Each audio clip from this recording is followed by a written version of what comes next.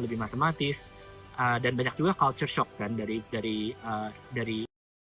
Satu prinsip yang saya pegang dan juga menjadi saran untuk teman-teman semua yang ingin berkarir di bidang AI adalah jangan takut untuk bermimpi. Kita harus bermimpi yang tinggi, kita harus berani bekerja keras untuk menggapai mimpi tersebut, jangan takut gagal, dan tahan banting. Halo, saya Adi. Saya ilmuwan di bidang AI di Google DeepMind dan di London, dan saya sudah bekerja di sini hampir 8 tahun.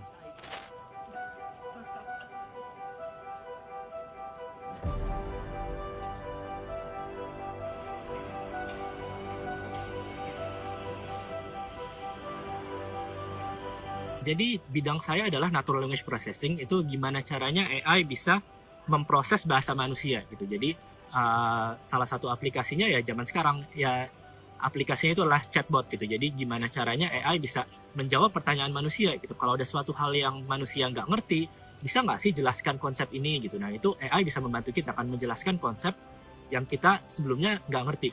Jadi dulu saya skripsi di ITB, satu teknik informatika tahun 2012. Itu belum tahu banyak tentang AI. Dulu kalau mikirin AI, cuma pernah nonton film kayak Terminator yang kayaknya serem nih gitu. Tapi kayaknya masih jauh lah, masih sangat jauh gitu AI sepintar itu. Nah, terus tapi kayaknya seru, bidangnya seru dan up and coming. Jadi saya skripsinya di bidang AI.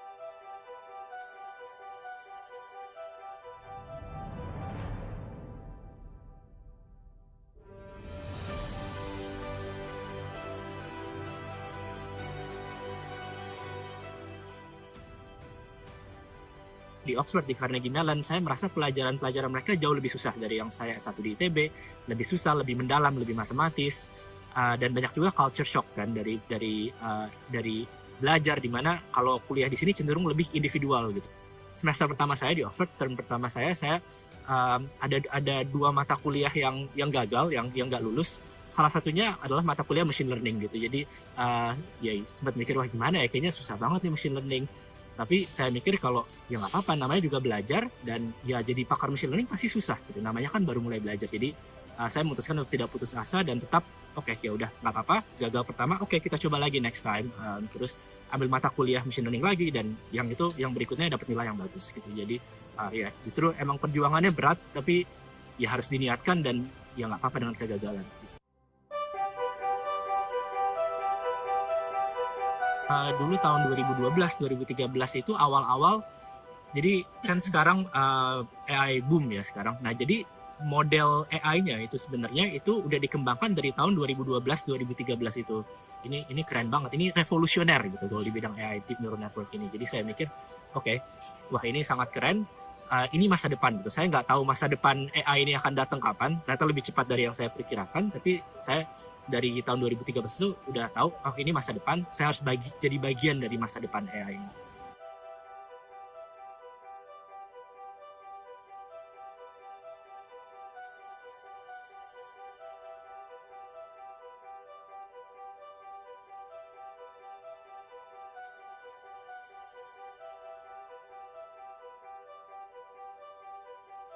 Supervisor saya dulu di Oxford pas saya master itu, beliau nerima saya di Oxford jadi sebagai murid doktoral dan dikasih beasiswa penuh. Jadi itu dan beliau itu dia profesor di Oxford dan dulu beliau juga kerja di DeepMind gitu. Jadi saya udah kenal sama beliau dari sebelumnya.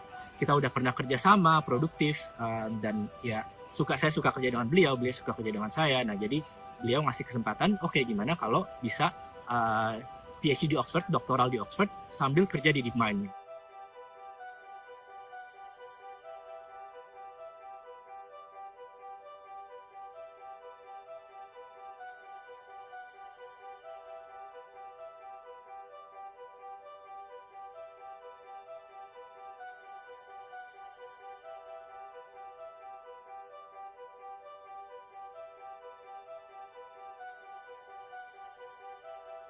DeepMind itu research lab AI yang sangat keren, yang terbaik di dunia mungkin sekarang, dan dari dulu juga.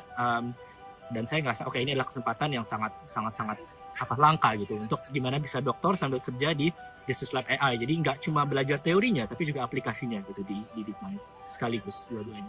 Aplikasinya sangat banyak ya, dan menurut saya di masa depan akan lebih banyak lagi, karena sekarang masih ya AI yang pintar itu masih cenderung baru gitu ya, jadi akan lebih banyak lagi. Tapi contoh beberapa aplikasi, mungkin sekalian bahas contoh untuk aplikasi untuk Indonesia ya. Jadi contohnya di Indonesia itu kan negaranya kepulauan gitu kan, jadi banyak kesenjangan di antara kota-kota besar dan mungkin di pelosok-pelosok yang di pulau-pulau yang susah dijangkau. Jadi contoh konkret yang pertama adalah saya pernah bikin machine learning summer school, AI summer school, itu dulu tahun 2019, jadi mungkin sebelum AI se-booming sekarang ya, tahun 2019, saya bikin di Jakarta. Gitu. Dan ada sekitar 3 atau 4 kolega Google, ada juga dari beberapa dari Meta, dari Facebook, yang pada terbang ke Jakarta. Dan karena kami bisa undang, karena kami kenal langsung gitu dengan mereka.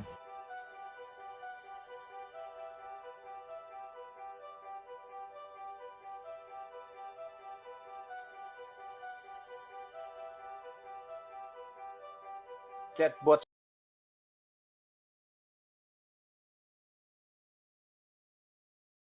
Oke. Bismillahirrahmanirrahim. Assalamualaikum warahmatullahi wabarakatuh. Selamat malam Bapak Ibu. Waalaikumsalam warahmatullahi wabarakatuh. Masya Allah. Bagaimana kabarnya Bapak Ibu semua? Bagaimana kabarnya Pak Anam? Sehat Pak Anam? Alhamdulillah Pak sehat. Alhamdulillah. Pak Aman dari mana Pak Anam? Dari Ngawi. Dari Ngawi. Oke. Ngajar di mana Pak Anam? Gimana? Profesinya apa Pak Anam? Apakah Guru guru SMP. atau guru SMP? Oke. Iya. Hari ini mengajar ya Bapak ya? Iya, nggih. Masya Allah, Pak Anam dan teman-teman, alhamdulillah bisa menyempatkan diri di webinar pada malam hari ini. Semoga semuanya diberi kesehatan. Yang lelah-lelah tadi, semoga Allah gantikan menjadi pahala dan menjadi apa namanya wasilah kita untuk bisa menuju ke akhirat nanti. Amin. Pada Bapak Ibu juga kami ucapkan selamat datang di webinar pada malam hari ini. Alhamdulillah puji syukur kita panjatkan kehadirat Allah Subhanahu wa taala karena atas rahmatnya kita dapat berkumpul dalam webinar Jalanin bekerjasama dengan Hero Academy dengan tema masa depan pendidikan, bagaimana AI membentuk peran guru dan siswa. Sebelumnya terima kasih sekali lagi saya mengucapkan terima kasih kepada Bapak Ibu yang sudah berkenan hadir pada webinar malam hari ini. Semoga webinar ini bisa memberikan manfaat kepada kita semuanya. Sebelumnya, sebelum kita masuk ke materi, izinkan saya untuk menjelaskan terkait Hero Academy. Mungkin operator bisa membantu share screen terkait Hero Academy.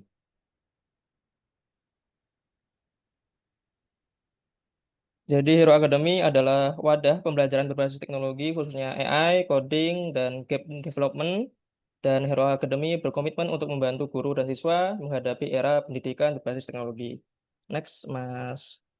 Di sini kita menjawab kesenjangan talenta teknologi di Indonesia, mulai dari minimnya akses, lalu keterbatasan sumber daya, dan siswa membutuhkan wadah untuk menemukan perannya di era digital dan juga metode belajar yang masih kurang menarik dan kita mencoba menjawab kesenjangan tersebut. Next.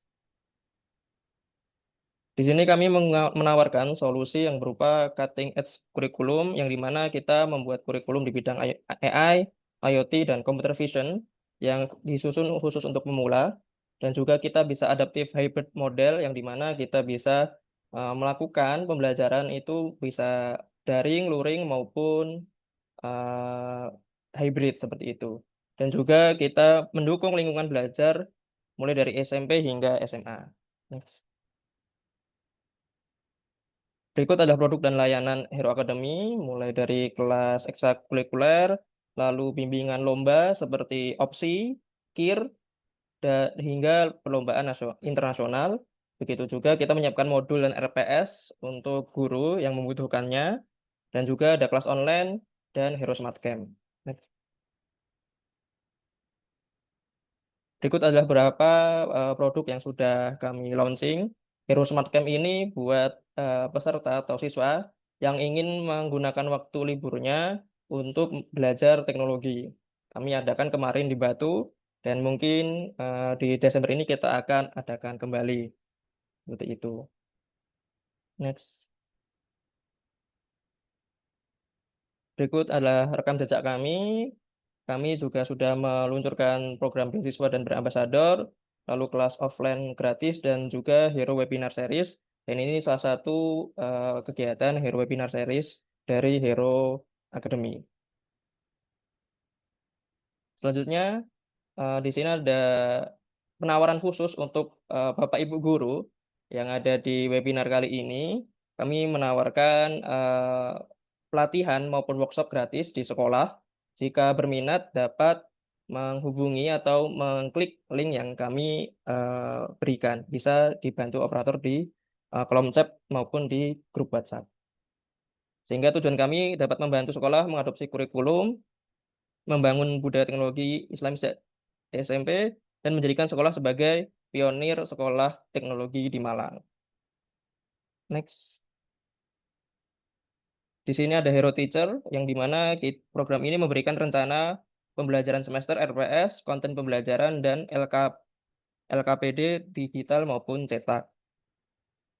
Selanjutnya, ada contoh RPS-nya yang kami buat.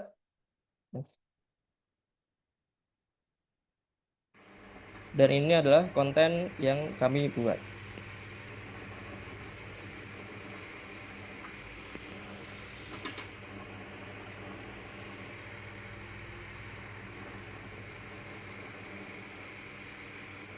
Next. Nah, untuk pertama nih, apa Dan sih ini adalah contoh artificial kelas intelligence online itu? yang bisa AI digunakan atau ataupun menjadi bahan kecerdasan pembelajaran buatan untuk adalah kemampuan sebuah murid. mesin atau komputer untuk berpikir dan Next. Di sini kami ada keunggulan kolaborasinya, yaitu materi dan metode pembelajaran yang sesuai konteks, flexible learning, thinkable outcome, dan dedicated support. Next. Dan berikut adalah tim kami dari Universitas Brawijaya. Mungkin sekian penjelasan singkat dari Hero Academy. Semoga kami bisa membantu Bapak Ibu guru untuk bisa mengenal teknologi lebih dalam dan juga membantu mewujudkan atau menghadirkan siswa-siswa yang mampu bersaing di era teknologi ini.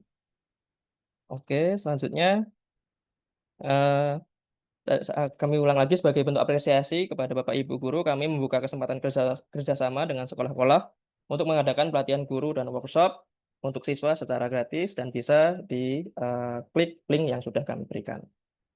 Mungkin itu penjelasan kami. Selanjutnya acara kita mulai dengan sambutan dari Ketua Jalanin Jawa Timur, Dr. Andes Suryanto, MPD. Apakah Bapak Suryanto sudah hadir? Assalamualaikum. Waalaikumsalam warahmatullahi wabarakatuh. Ya. Bagaimana kabarnya Pak Suryanto? Alhamdulillah, baik-baik sehat. Baik, untuk mempersingkat waktu kepada Bapak Suryanto, boleh memberikan sambutannya. Baik, terima kasih Mas Iqtar ya. Assalamualaikum warahmatullahi wabarakatuh. Waalaikumsalam warahmatullahi wabarakatuh. Alhamdulillahirrahmanirrahim. Hamdan katsira, hamdan amar, hamdan yafi ni'mal masidah. Ya Rabbana lakal hamdu kama yanbaghi li jalali wajhika sultanik. Allahumma sholli ala Muhammad wa ala alihi wa sahbihi ajmain ma ba'du. Rabbi sholli sadri wa yassir amri wahlul 'uqdatam min lisani yafqahu qawli. Rabbi zidni ilma warzuqni fahma. Yang saya hormati Bapak Ibu sekalian, alhamdulillah dengan izin Allah SWT kita bisa hadir pada pertemuan malam hari ini melalui daring ya. Mudah-mudahan kehadiran kita semuanya dan niatan untuk belajar, saling berbagi, Allah catat sebagai amal soleh kita masing-masing. Allahumma amin. Bapak Ibu sekalian, pertama saya sampaikan perkenalan dulu ya. Kalau tadi Mas Isar menyampaikan Hero Academy, saya mewakili dari Jalanin, ingin mengenalkan. Barangkali Bapak Ibu masih bertanya nih, Jalanin apa itu? Kecuali yang sudah pernah terlibat di Jalanin begitu. Jadi Jalanin itu sebuah perkumpulan ya yang telah didasarkan dengan keputusan dari Menteri Hukum dan Hak Asasi Manusia Republik Indonesia. Jadi kami ini sudah syah ya dengan keputusan Menteri Hukum dan Hak Asasi Manusia. Kalau perlu saya bacakan nomornya nih biar meyakinkan ya Mas Isar ya. Jadi nomor Surat Keputusan Menteri Hukum dan Hak Asasi Manusia Republik Indonesia nomor AHU 00.08.8.AH.01.07 tahun 2024. Jadi sudah setahun usia kami. Nah, jalanin ini singkatan ya. Kepanjangannya adalah Jejak Langkah Pendidikan Indonesia. Kita singkat jalanin. Jejak Langkah Pendidikan Indonesia. Yang berpusat di Jakarta. Nah, saya diberi amanah di Jawa Timur. Dan kita ini namanya perkumpulan ya, perkumpulan organisasi. Tapi nama resminya perkumpulan begitu ya. Kegiatan kami ya sekitar dunia pendidikan. Ya, yang sudah tergabung di jalan ini seingat saya hampir 20.000 ya. Nah, di Jawa Timur itu ada 1.112 guru, baik dari TK, SD, SMP, SMA, SMK, dan juga sebagian tenaga kependidikan yang terlibat dalam kegiatan jalanin. Yang pertama, kegiatan adalah saling belajar berbagi dunia pendidikan. Kemudian ada training, ya. Training yang kami namakan training fasilitator kehidupan. Artinya memberikan pelatihan pada guru untuk mahir dan kompeten di dalam mendidik putra-putri kita, siswa-siswa kita, murid-murid kita, ya, dengan tema yaitu 7 kebiasaan baik anak Indonesia, begitu. Dan itu kami lakukan di seluruh Indonesia gitu ya. Jadi di semua provinsi sudah kita lakukan. Di Jawa Timur sudah kita lakukan. Kami Jawa Timur punya 15 trainer dari pusat ya, 15 trainer di Jawa Timur, tersebar di Jawa Timur, di kota kabupaten Jawa Timur. Kemudian sudah memberikan pengibasan training kepada 114 guru ya yang ada di Jawa Timur. Nah, target kami adalah 1.000 gitu. Targetnya 1.000 guru yang sudah terlatih itu untuk kami yang anggota jalan dulu. Dan nanti targetnya adalah ke depan bisa kami lanjutkan kepada Bapak Ibu guru yang belum tergabung dengan Jalanin, sama-sama begitu. Selain training for trainer atau training juga fasilitas kehidupan, kami juga melakukan diklat calon kepala sekolah versi kami begitu ya. Ya, versi kami diklat calon kepala sekolah yang materinya tidak jauh dengan materi diklat calon kepala sekolah dari Dinas Pendidikan Kementerian Pendidikan, Kemendikbud begitu. Kemudian kami selalu bertukar pikiran, belajar baik secara online maupun offline, ya rutinitas macam begitu. Dan kami juga punya tanggung jawab bagaimana mendampingi ya, guru-guru yang senantiasa peduli dengan kondisi murid-murid kita yang sedang belajar di sekolah. Kita ingin mudah-mudahan dengan jalan ini melalui program Jalanin kita bisa mengajak ya, membina, mengarahkan putra-putri kita ya, murid-murid kita untuk ke arah yang lebih baik seperti begitu. Itu Mas Isar dari Jalanin ya. Kemudian untuk yang kedua, alhamdulillah saya menyebut baik acara ini ya. Bagaimana juga namanya Jutaan Manusia, Artificial Intelligence, walaupun yang membuat juga katanya menyesal ya. Menemunya juga menyesal, tapi bagaimana juga itu sudah ada, mau nggak mau kita orang pendidikan, guru-guru harus terlibat di dalam memanfaatkan AI itu sendiri ya, sehingga kita ambil positifnya begitu ya. Kita harus mengenal mana yang AI, mana yang tidak semacam gitu ya. Saya bahagia sekali pada malam hari ini, mudah-mudahan nanti bisa tercerahkan ya publik semuanya dalam mengikuti kita hari ini. Dan harapan kami jangan hanya berhenti di sini Mas Isan ya, nanti kita lakukan. Apalagi tadi menawarkan pelatihan ya kepada guru-guru di khususnya di Jawa Timur semuanya begitu. Kami tunggu Mas Isar. Kalau saya berarti sangat care dengan kita semuanya begini. Oke. Baik, terima kasih dari kami dari Jalanin Indonesia ya, langkah jejak pendidikan Indonesia. Kalau ditanya gimana? Jalanin saja. Kita jalani saja begitu ya. Baik, terima kasih. Mudah-mudahan Allah mudahkan, Allah lancarkan lebih baik semuanya. Assalamualaikum warahmatullahi wabarakatuh. Waalaikumsalam warahmatullahi wabarakatuh. Terima kasih Pak Suryanto atas sambutannya. Jadi kalau ditanya jalanin aja seperti itu ya Pak ya. Baik. Jadi apapun itu ada masalah atau ada kendala atau tantangan atau ada peluang, jawabannya jalanin Jalanin aja. aja. Masya Allah. Oke. Terima kasih Pak Suryanto atas sambutannya dan juga sedikit pengenalan terkait jalanin, dan kepada Bapak Ibu guru yang sudah hadir di sini juga bisa follow jalanin maupun Hero Academy untuk mendapatkan informasi seputar pendidikan. Sebelum masuk ke materi, kami menginformasikan bahwa presensi akan dibagikan setelah sesi materi. Jadi kami harapannya Bapak Ibu bisa mengikuti sesi materi yang akan disampaikan oleh Bu Rekyan dan disimak hingga selesai, dan semoga nanti bisa saling memberikan insight gitu ya terkait yang ada di dunia pendidikan. Gitu. Jadi harapannya bisa ditunggu atau bisa menyimak hingga selesai. Mungkin Bapak Ibu capek tadi habis mengajar, capek habis harian, rapat atau dan sebagainya. Saya memahami itu karena, saya juga pernah ngajar gitu. Jadi saya memahami Bapak Ibu guru. Jadi mungkin sambil makan atau sambil sama anaknya gitu, tapi bisa disimak, bisa disimak, nanti waktu di akhir bisa presensi dan tentunya bisa mendapatkan e-sertifikat. Ya, pesannya jalanin aja, Mas. Jalanin aja, benar. Webinar jalanin aja, sambil capek guru ngajar, jalanin aja, begitu. Keren sekali motonya dari jalanin ini ya. Baiklah Bapak Ibu hadirin yang berbahagia, kini tibalah kita pada acara inti, yaitu pemaparan materi dari narasumber kita, Ibu Rekyan Regasari Mardi Putri, STMT PhD. Beliau adalah dosen Fakultas Ilmu Komputer Universitas Brawijaya sekaligus peneliti dengan fokus pada teknologi AI.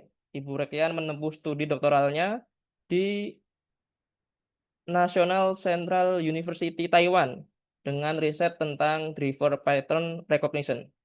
Selain kiprah akademiknya, beliau ternyata aktif juga di beberapa organisasi mahasiswa dan masyarakat waktu di Taiwan seperti PPI Taiwan dan juga di PKBM. Beliau juga merupakan founder Kid Castle Taiwan, sebuah taman bermain dan pusat pendidikan untuk anak-anak dan orang tua WNI yang tinggal di Taiwan. Jadi beliau ini luar biasa nggih.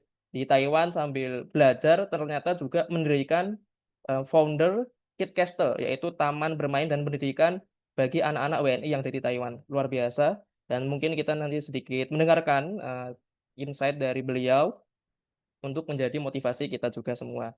Kepada Ibu Reken, apakah sudah hadir di tempat? Iya Mas. Iya, Mas. Assalamualaikum, Bu Reken. Waalaikumsalam warahmatullahi wabarakatuh. Sepertinya hari ini full mengajar ya, Bu Reken ya? Fullnya rapat Mas, ngajarnya cuma Oh, 1. Masya Allah ya, begitulah dunia pendidikan kita Bu ya, banyak rapat juga banyak ngajar, banyak kemana-kemana gitu ya Bu ya. Tapi semoga seperti motonya tadi jalanin aja gitu ya. Semoga kita diberikan keberkahan, kesehatan. Buat Ibu Reken apakah sudah siap? Baik, insya Allah. Baik, kepada Ibu Rekyan kami persilahkan. Nih, maaf Mas, waktunya berapa menit ya? Berapa menit ya? Ya maksimal 1 jam lah Bu, kalau maksimal. Oke. Nggih, baik. Baik, Bapak Ibu nggih semuanya. Bismillahirrahmanirrahim. Assalamualaikum warahmatullahi wabarakatuh. Waalaikumsalam warahmatullahi Warahmatullahi wabarakatuh. wabarakatuh. Warahmatullahi wabarakatuh. Alhamdulillah. Nggih.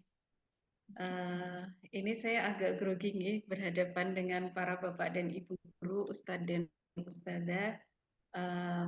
Terima kasih atas kesempatannya, dan yang kami hormati Pak Suryanto nggih selaku ya Jalanin.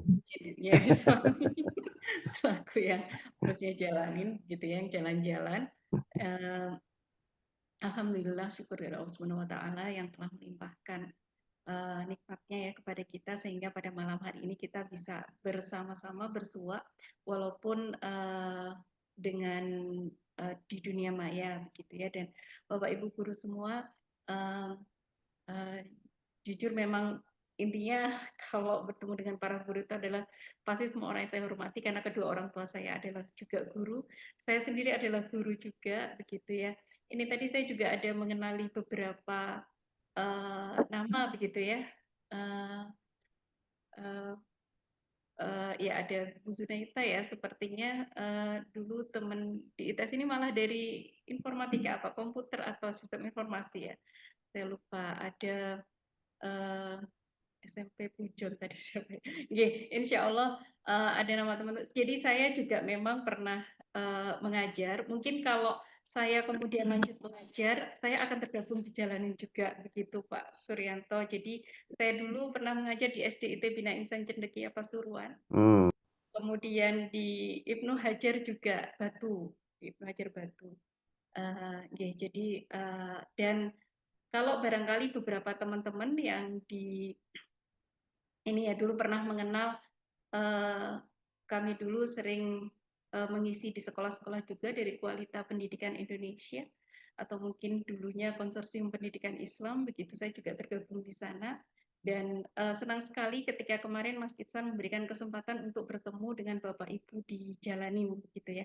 Tapi kali ini agak beda materinya. Kalau di pelatihan biasanya ngisi pelatihan guru-guru untuk di Kualita Pendidikan Indonesia, materinya seputar quantum teaching, quantum learning, student active learning, dan lain sebagainya. Nah, kali ini kayak ngajar di kampus ya, insya Allah. Jadi penggunaan, tadi temanya sebagaimana yang disampaikan oleh Mas Itsar, itu adalah masa depan pendidikan, bagaimana AI membentuk peran guru dan siswa. Namun demikian yang kemudian secara khusus kemarin di TOR yang disampaikan ke saya adalah penggunaan AI dalam pendidikan, fokusnya pada pendekatan teknologi dalam pembelajaran, sehingga diskusi kita kali ini akan lebih fokus ke sini ya. Tapi sebelumnya saya minta izin tadi Bapak Ibu juga seperti yang disampaikan oleh Mas Itsar pasti habis ngajar dan seterusnya begitu ya. Ada banyak hal begitu ya, maksudnya pasti sudah capek dari pagi, belum lagi kalau ada permasalahan dan lain sebagainya. Jadi, tapi Bismillah hari ini semua kira-kira bisa senyum ya, bisa tersenyum 2 senti kanan 2 senti kirinya bisa ya, Insya Allah. Nah,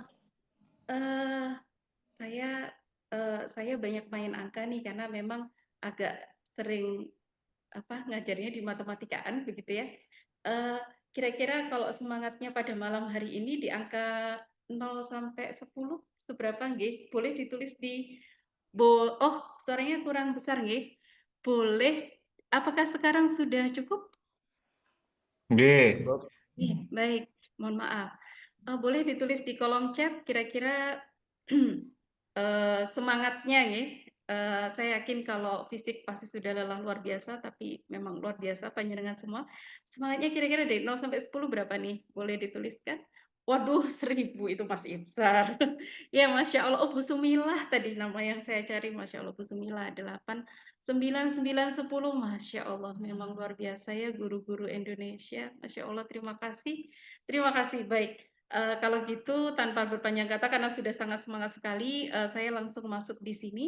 Jadi untuk sebelum masuk ke penggunaan AI begitu dalam dunia pendidikan, mau tidak mau saya harus mengenalkan tentang AI dulu. Apa sih AI itu? Atau kita mengenal artificial intelligence atau dulu di bahasa Indonesianya adalah kecerdasan buatan, tapi karena kecerdasan buatan ini kemudian dipelesetkan jadi kecerdasan yang dibuat-buat begitu ya. Jadi akhirnya sekarang terjemah resminya adalah kecerdasan artificial begitu. Nah, apa kecerdasan buatan itu atau AI itu?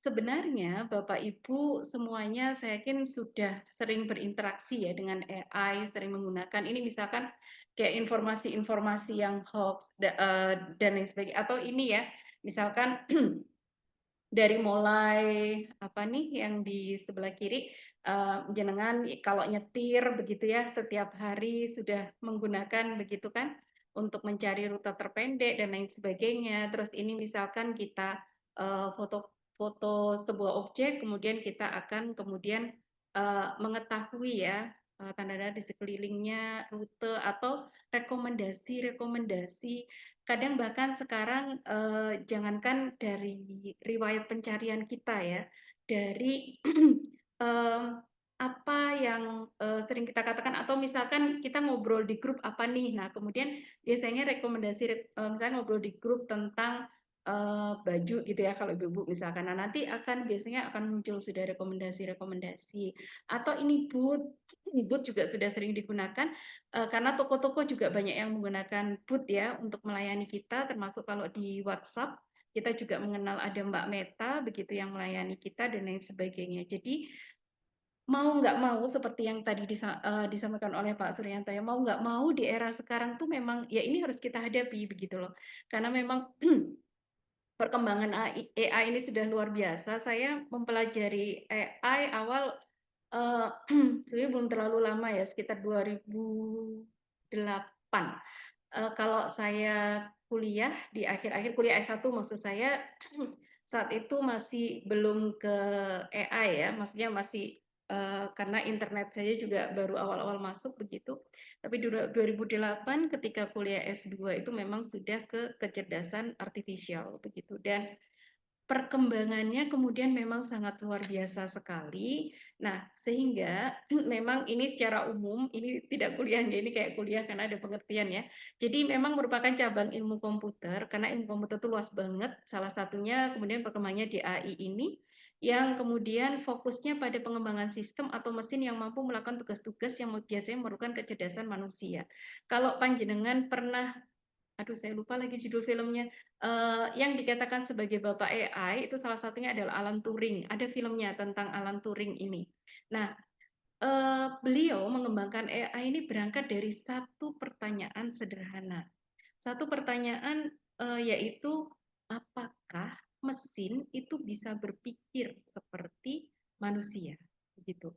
Dan ternyata dari pemikiran yang karena dulu mesin kan awal mungkin untuk menghitung begitu ya, kemudian untuk menyimpan informasi, mesin komputer gitu maksud saya awalnya kita calculate gitu ya, kalkulator. Terus kemudian tidak hanya untuk calculate, tidak hanya untuk menghitung, tapi juga untuk compute, menghitung secara lebih kompleks dan juga digunakan untuk menyimpan data, mengambil data dan lain sebagainya. Akhirnya berkembanglah komputer, komputer semakin berkembang dari yang mulai superkomputer yang besar sampai kemudian yang sekarang bisa dilipat-lipat ibaratnya seperti itu dan itu kemudian menjadi sudah luar biasa gitu ya yang akhirnya Alan Turing itu berpikir untuk ini bisa melakukan tugas-tugas manusia yang monoton, yang sederhana. Bisa nggak mikir cerdas kayak manusia gitu. Nah, mikir cerdas itu kayak apa? Contoh, misalkan mencari sesuatu gitu. Kalau misalkan kita mencari di komputer itu nggih, kalau sebelum ada AI itu kan harus sama persis nggih. Kita mencari file yang namanya Hero Academy begitu misalkan. Nah, maka kita harus mengetikkan persis seperti itu untuk bisa ketemu gitu ya, atau salah satu katanya dan lain sebagainya. Kalau salah sedikit, dia nggak akan bisa ketemu gitu. Kalau kemudian untuk dulu kita mengenal masih kayak word processor gitu ya, untuk memproses kata, untuk memproses yang sheet itu ya, untuk memproses berbagai angka dan lain sebagainya, data-data dan lain sebagainya. Kemudian berkembangnya yaitu kalau misalkan ini ada foto gitu ya, kalau kita ada wajah begitu, misalkan tadi Mas Itzar, kenal pertama begitu ya, oh itu namanya Itzar gitu ya. Nah kemudian nanti ketemu lagi mungkin sudah, oh ini Itzar, atau mungkin masih belum. Kemudian siapa kemarin kayaknya pernah ketemu ya gitu. Oh iya saya Itzar gitu ya misalkan. Terus yang kedua, nah nanti ketiga mungkin sudah akan hafal begitu loh. Nah itu maksudnya salah satu contoh kecerdasan manusia itu dalam hal mengenali begitu. Nah, komputer belum bisa tuh kayak gitu. Gitu. Jadi kalau dikasih gambar, kecuali dia dikasih tahu, ini gambar Itzar, nanti ada gambar lagi. Ini dia belum bisa untuk kemudian mengenali, dia hanya bisa kalau itu sudah dikasih label. Itu pengenalan. Kemudian mengklasifikasikan, misal kalau di ngajar matematika ya di dasar itu ada geometri bangun ruang lah misalkan atau bangun datar lah ya, ada segitiga, ada persegi, terus kemudian ada lingkaran. Nah, kalau kemudian tidak dikasih tahu oh ini lingkaran, ini segitiga, itu dia nggak akan bisa mengenali. Nah, tapi manusia atau murid-murid panjenengan ketika diajarin ini segitiga, segitiga itu sisinya ada 3 dan seterusnya, dia akan mengenali itu ketika kemudian ketemu bentuk yang sama walaupun tidak persis, dia akan mengenali itu sebagai segitiga. Terus kemudian dia juga bisa bukan hanya mengenali, tapi dia bisa mengklasifikasikan. Jadi kalau ada istilahnya lingkaran, segitiga, persegi, dia bisa mengklasifikasikan. Jadi sesederhana itu Bapak Ibu. Maksud saya gini, kita manusia kan menganggap itu kemampuan biasa kan, gitu loh. Tapi itu yang dikatakan cerdas. Ketika ini dikatakan kecerdasan artificial, kecerdasan buatan, sebenarnya yang cerdas itu siapa toh?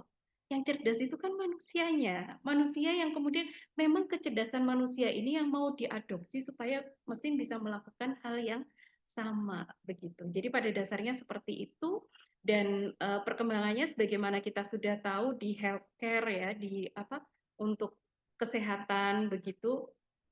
Sekarang misalkan di smartwatch saja begitu dengan ada perekaman kan secara kontinu ya detak jantungnya dan lain sebagainya, maka itu bisa memberikan semacam notifikasi atau kesimpulan kondisi kesehatan Anda secara basic atau secara sederhana, secara umum bagaimana begitu ya. Demikian juga di hal-hal yang lain. Kalau tadi mungkin sempat disampaikan oleh Mas Itza, riset saya yang terakhir itu driver behavior. Jadi dari nyetirnya, pola nyetirnya driver, kita bisa tahu ini memang yang punya mobil ini atau bukan gitu. Sehingga kalaupun dia bisa membobol pintunya, bisa nyuri, tapi kalau kemudian dia jalankan polanya tidak seperti yang biasanya pegang, itu dia bisa kemudian memberikan alarm atau kemudian berhenti dan lain sebagainya.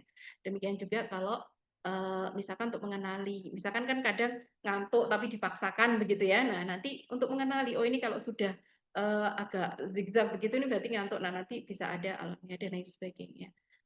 Atau mencari rute terpendek dan lain sebagainya. Banyak sekali mengklasifikasikan, mengelompokkan, memprediksi termasuk misalkan kalau kita mau dalam hal penjualan gitu ya, misalkan kondisinya sekarang ini beberapa tahun ini penjualan sekian, kira-kira tahun depan seperti apa ya gitu, atau kalau panjenengan main saham misalkan, atau kalau di pendidikan apa ya, misalkan hasil prestasi anak-anak kita gitu ya, hafalannya ataukah mungkin kalau jaminan mutunya biasanya kalau hafalan, terus kemudian mungkin kalau yang SMA diterima di perguruan tinggi dan lain sebagainya. Nah, itu bisa diprediksikan untuk kemudian mengantisipasi atau bahkan memprediksi berapa jumlah siswanya dan lain sebagainya.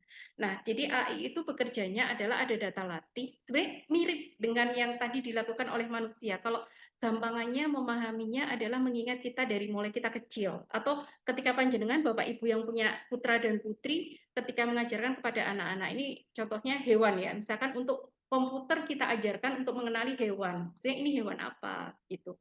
Nanti kalau di media-media sosial kan dia sampai sudah mengenali ini fotonya siapa dan lain sebagainya. Nah, sederhananya adalah ini hewan apa. Kalau kita ngajarin anak kita, misalkan ketika dia masih kecil banget, mulai bisa ngomong begitu ya, ada kucing lewat begitu, terus kita ajarin, nah itu namanya kucing gitu ya. Ketika dia biasanya anak kecil mungkin gitu ya, itu namanya kucing begitu.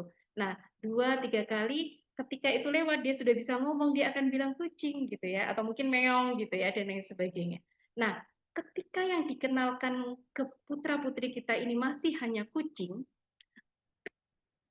maka ketika misalkan bukan lewat, mungkin kita ajak ke kebun binatang ya saja kalau harimau lewat di depan rumah kan nggak mungkin ya. Mungkin pas kita ajak ke kebun binatang, kemudian pas melihat ada harimau, bisa jadi dia akan mengatakan kucing gitu ya, karena bentuknya mirip begitu. Sedangkan kita belum ngasih tahu ke anak kita, oh bukan nak, kalau memang bentuknya kayak gitu, kakinya 4, tubuhnya juga model belang-belang, itu kok besar, itu namanya harimau. Nah, di situ dia mengenal harimau, lama-lama dia akan mengenal hewan dan lain sebagainya. Begitu. Jadi proses itu yang sebenarnya diadopsi oleh AI ini begitu. Atau kalau tadi yang video di awal disampaikan yang lulusan ITB yang di Oxford itu ya, beliau di neurolinguistic programming juga ini kalau kita ngomong itu misalkan bicara satu kata, 2 kata itu akan coba dikenali satu kata, ada perhitungannya dan lain sebagainya. Jadi di dalamnya itu aslinya seperti itu. Ini misalkan jadi kayak data latih ini apa sih? kayak history atau rekaman banyak sekali gambar kucing gitu ya misalkan, bisa satu buah kucing, bisa satu ekor kucing, bisa banyak kucing dan kucing ini dari angle yang berbeda-beda. Sehingga kenapa kemudian kalau misalkan di Facebook atau, IG atau apapun ya ketika, jenengan misalkan posting foto, kemudian langsung bisa dikenali, oh ini fotonya si A, si B.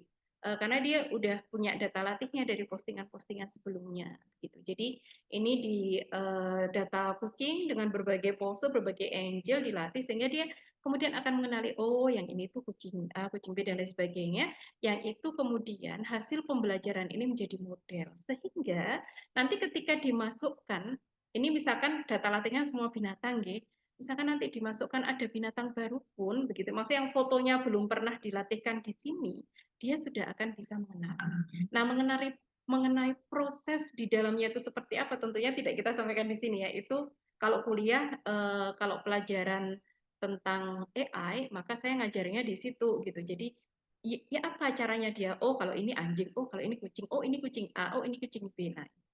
Nah, secara umum seperti itu. Nah, kemudian kita sebenarnya kalau Bapak Ibu mungkin untuk implementasi ke pendidikan yang perlu diketahui atau yang perlu didalami mungkin lebih ke ini, generatif AI. Yang dikatakan generatif AI itu apa sih? Ini jenengan mungkin juga malah sudah akrab sekali ya. Ada ChatGPT dan lain sebagainya. Nah, sebelum ada ChatGPT, Gemini, mungkin ada yang pernah pakai DALL-E dan lain sebagainya. Nah, sekarang angka lagi ya, sekali lagi sudah saya bilang saya suka angka.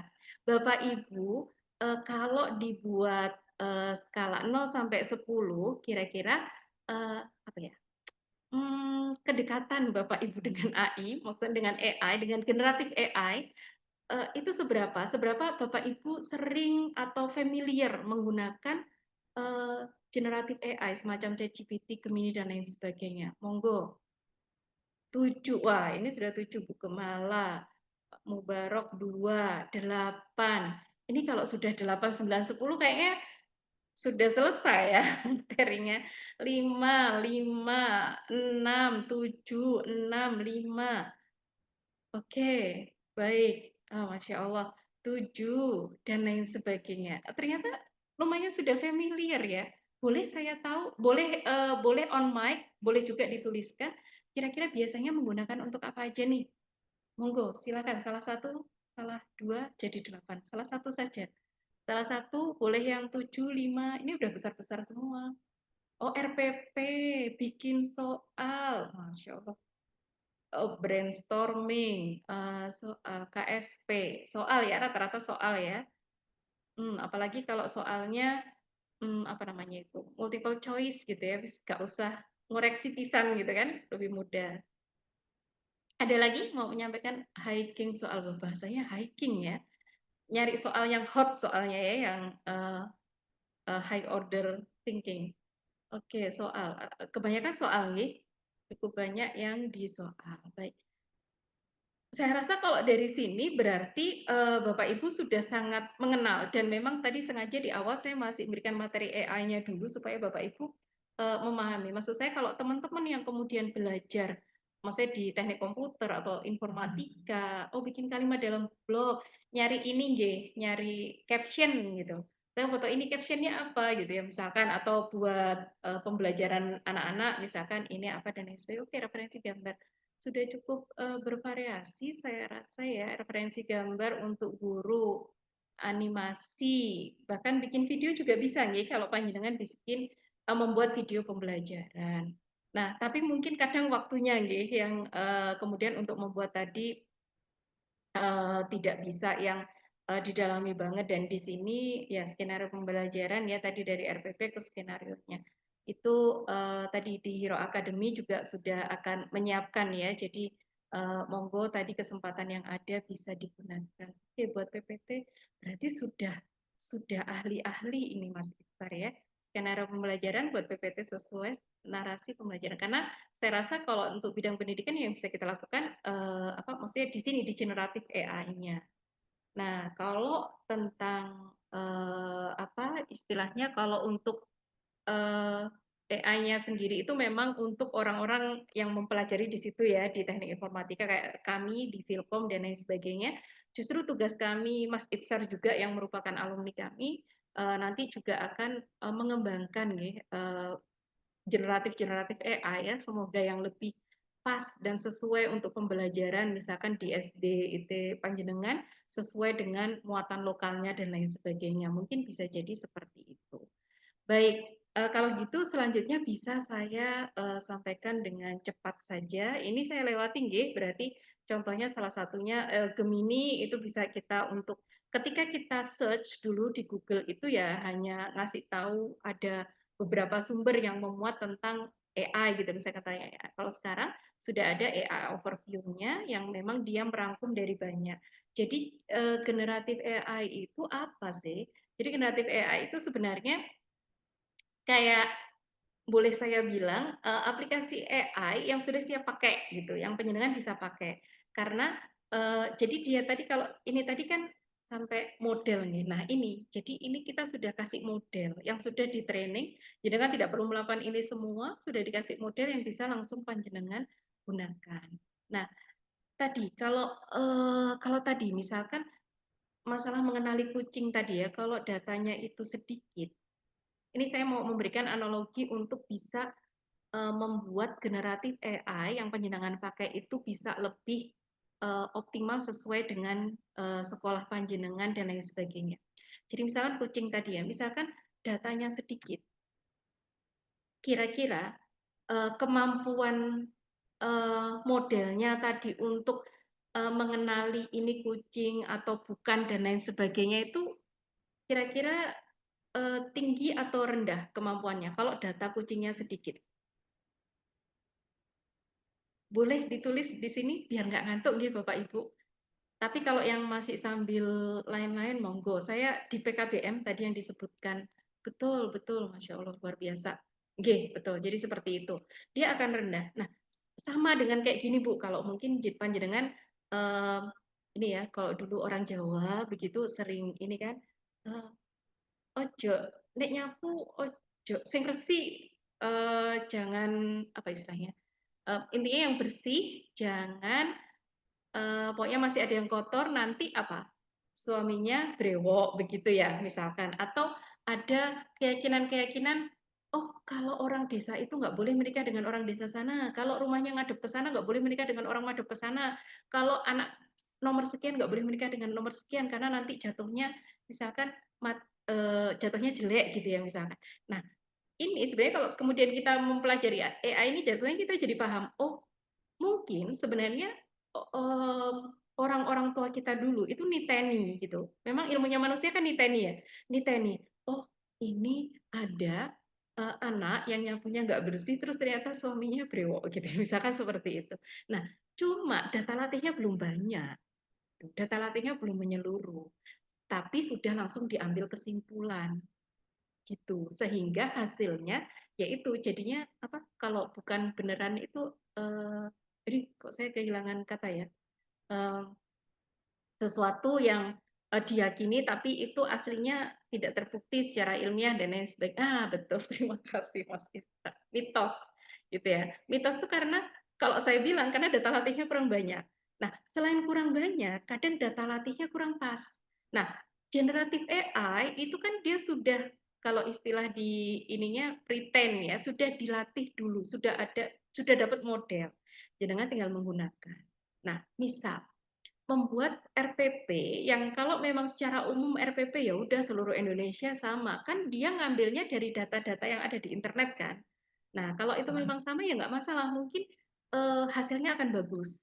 Tapi kalau memang ada hal-hal khusus yang misalkan sekolah panjenengan membuat format khusus yang berbeda dengan sekolah yang lainnya, maka jatuhnya RPP yang dibuat oleh AI itu jadinya kurang bagus. Nah, apa yang bisa kita lakukan? Kalau ini kan bukan masalah banyak tidaknya ya, masalah tepat tidaknya, tapi kuncinya tetap di data latih.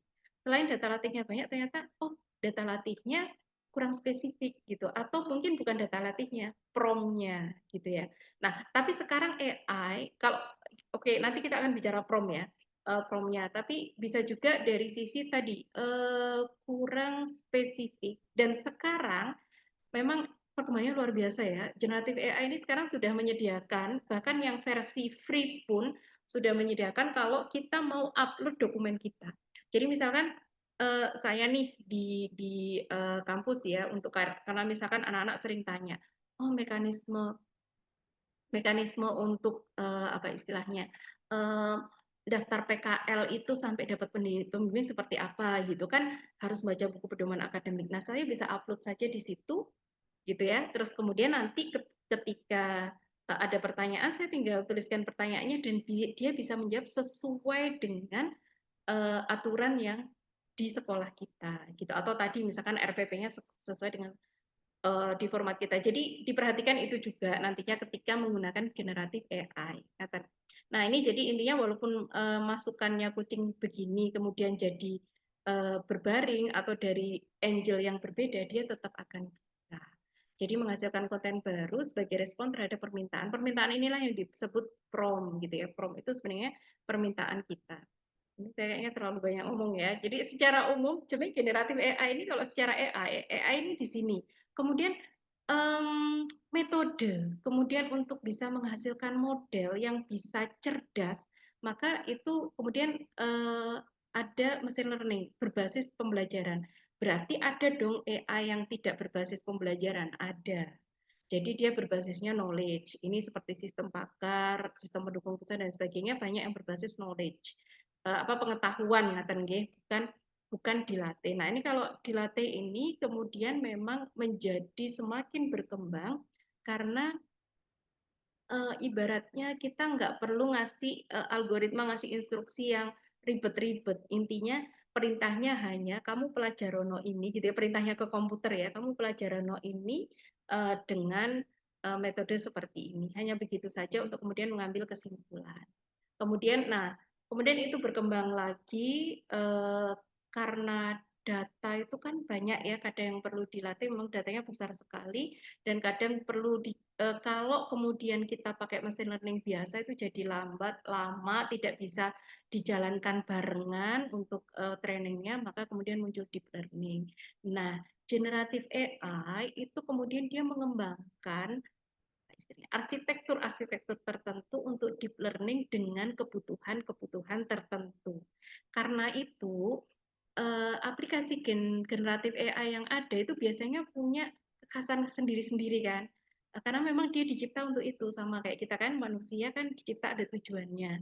Kalau kita melakukan tidak sebagaimana tujuannya, ya jatuhnya kita enggak benar gitu loh. Tapi kalau kita melaksanakan sesuai dengan tujuannya, ya insya Allah kita akan jadi manusia yang benar, yang berhasil, dan tujuannya kita tinggal cari di manual yang dikasihkan sama Allah kan begitu ya. Nah, yaitu Al-Quran maksud saya. Nah, tapi maksudnya apapun petunjuknya, kalau Muslim Al-Quran begitu ya, kalau yang lain bisa yang lain-lain.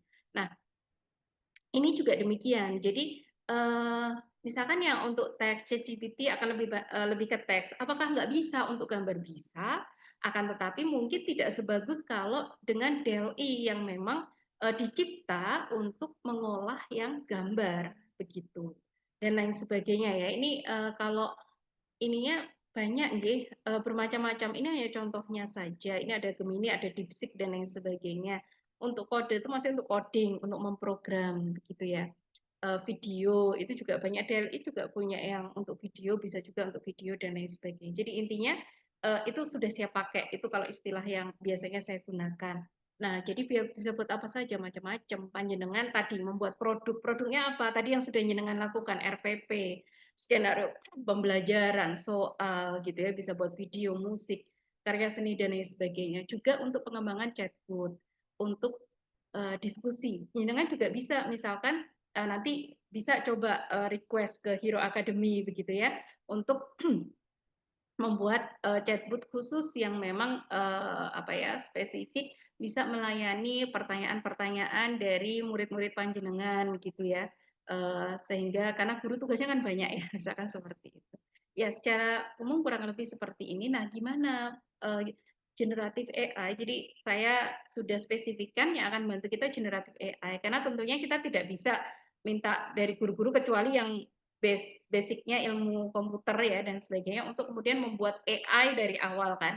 Jadi yang bisa jenengan lakukan kan memanfaatkan generatif AI yang sudah ada dan itu tuh kayak, perkembangannya banyak banget setiap hari akan bertambah dan lain sebagainya. Nah, gimana membantunya? Tadi sebagian besar panjenengan sudah menyampaikan yang ini yang memberikan rekomendasi materi soal RPP ini masuk di yang nomor 2. Bisa juga memberikan data pembelajaran siswa gitu. Maksudnya apa? Jadi ini kalau di bidang ilmu komputer itu ada cabang ilmu khusus yang mempelajari tentang ini Bapak Ibu. Jadi bagaimana AI dalam education, AI dalam pendidikan. Nah, itu ada yang prodinya namanya atau labnya namanya Education Engineering atau teknologi pembelajaran dan lain sebagainya. Saya dulu sebenarnya mau masuk di situ, pengen banget masuk di situ karena memang passion saya itu di pendidikan begitu sehingga tapi karena ya berbagai hal akhirnya kemudian jatuhnya risetnya di industri begitu ya. Nah, kan tetapi jadi di sini tuh misal kalau di kayak Jepang, di Taiwan itu kan sudah dikembangkan jadi siswa-siswa tuh belajar misalkan belajarnya pakai alat gitu ya pakai tab, ada media pembelajarannya, misalkan ada soalnya, kuisnya, dan lain sebagainya. Nah, data-data pembelajaran siswa, data dari mulai, misalkan diberikan materi, nah dia seberapa nih dia sudah mempelajari, sampai kemudian dia mengerjakan soal, kita bisa menganalisis dengan AI, kita bisa menganalisis secara lebih detail. Misal kita pengen tahu, oh ternyata untuk materi ini anak-anak tuh sulitnya di mana sih? Yang sebagian besar teman-teman susah. Ya tentu saja panjenengan sebagai guru pasti bisa. Tapi kan butuh waktu ya untuk analisis soal. Oh dari soal ini begini dan lain sebagainya sehingga jenengan dapat kesimpulan.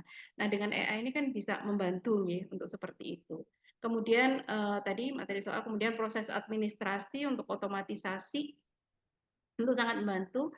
Nah, ini mengambil keputusan berbasis data. Jadi ketika ternyata untuk materi ini nih masih banyak yang kurang sehingga mungkin pengambilan keputusannya oke kita ulangi lagi atau bahkan panjenengan memanfaatkan AI untuk kemudian kayak mana sih mengajarkan ini yang paling enak gitu ya, yang paling mudah dipahami itu bisa dengan diskusi itu juga. Dan rekomendasi 1 sampai 4 ini bisa diberikan bersifat umum maupun individual. Nah, sehingga pendekatan teknologi AI ini dalam pembelajaran itu kalau sekarang kan musim ya personalized gitu. Jadi kalau misalkan panjenengan pakai Spotify atau Netflix itu kan ada personalized-nya juga. Intinya untuk mengenali kalau secara khusus preferensi panjenengan seperti apa begitu sehingga kemudian semua yang akan ditampilkan rekomendasinya hasil yang diberikan juga sudah sesuai dengan style panjenengan. Misalkan kita aja misalkan untuk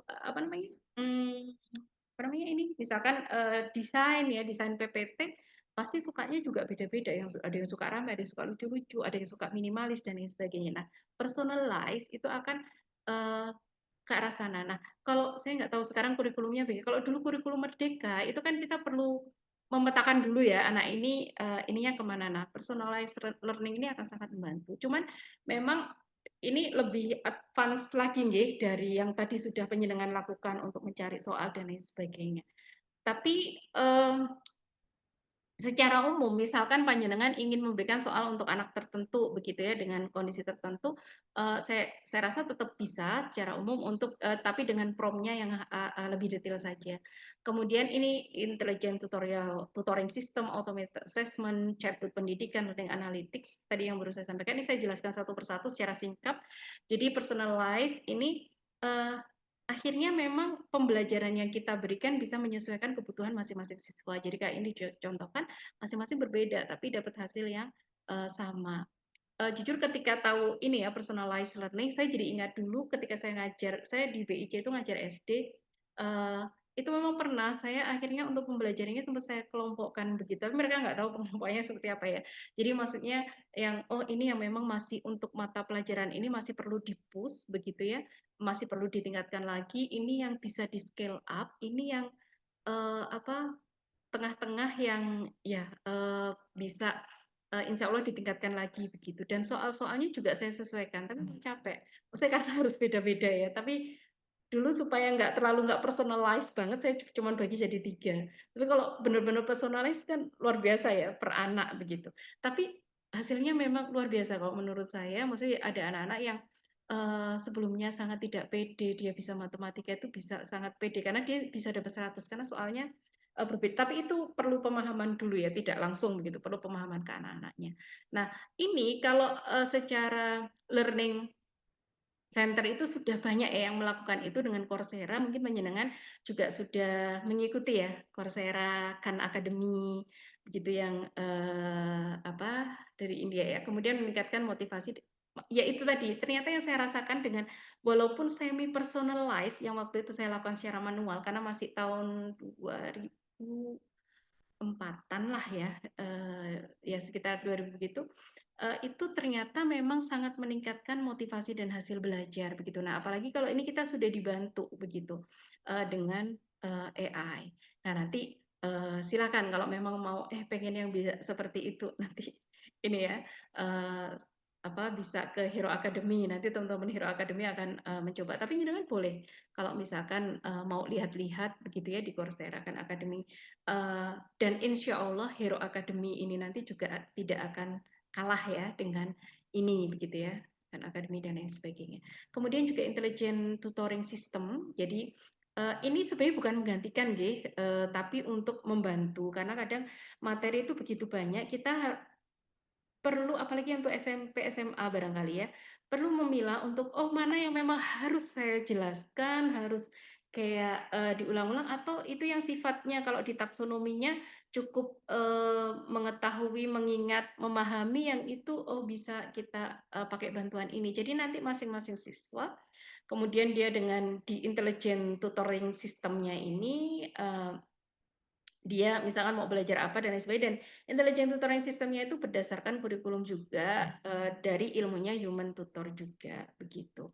Kalau ini gabungan antara knowledge base dan learning base tadi atau machine learning tadi.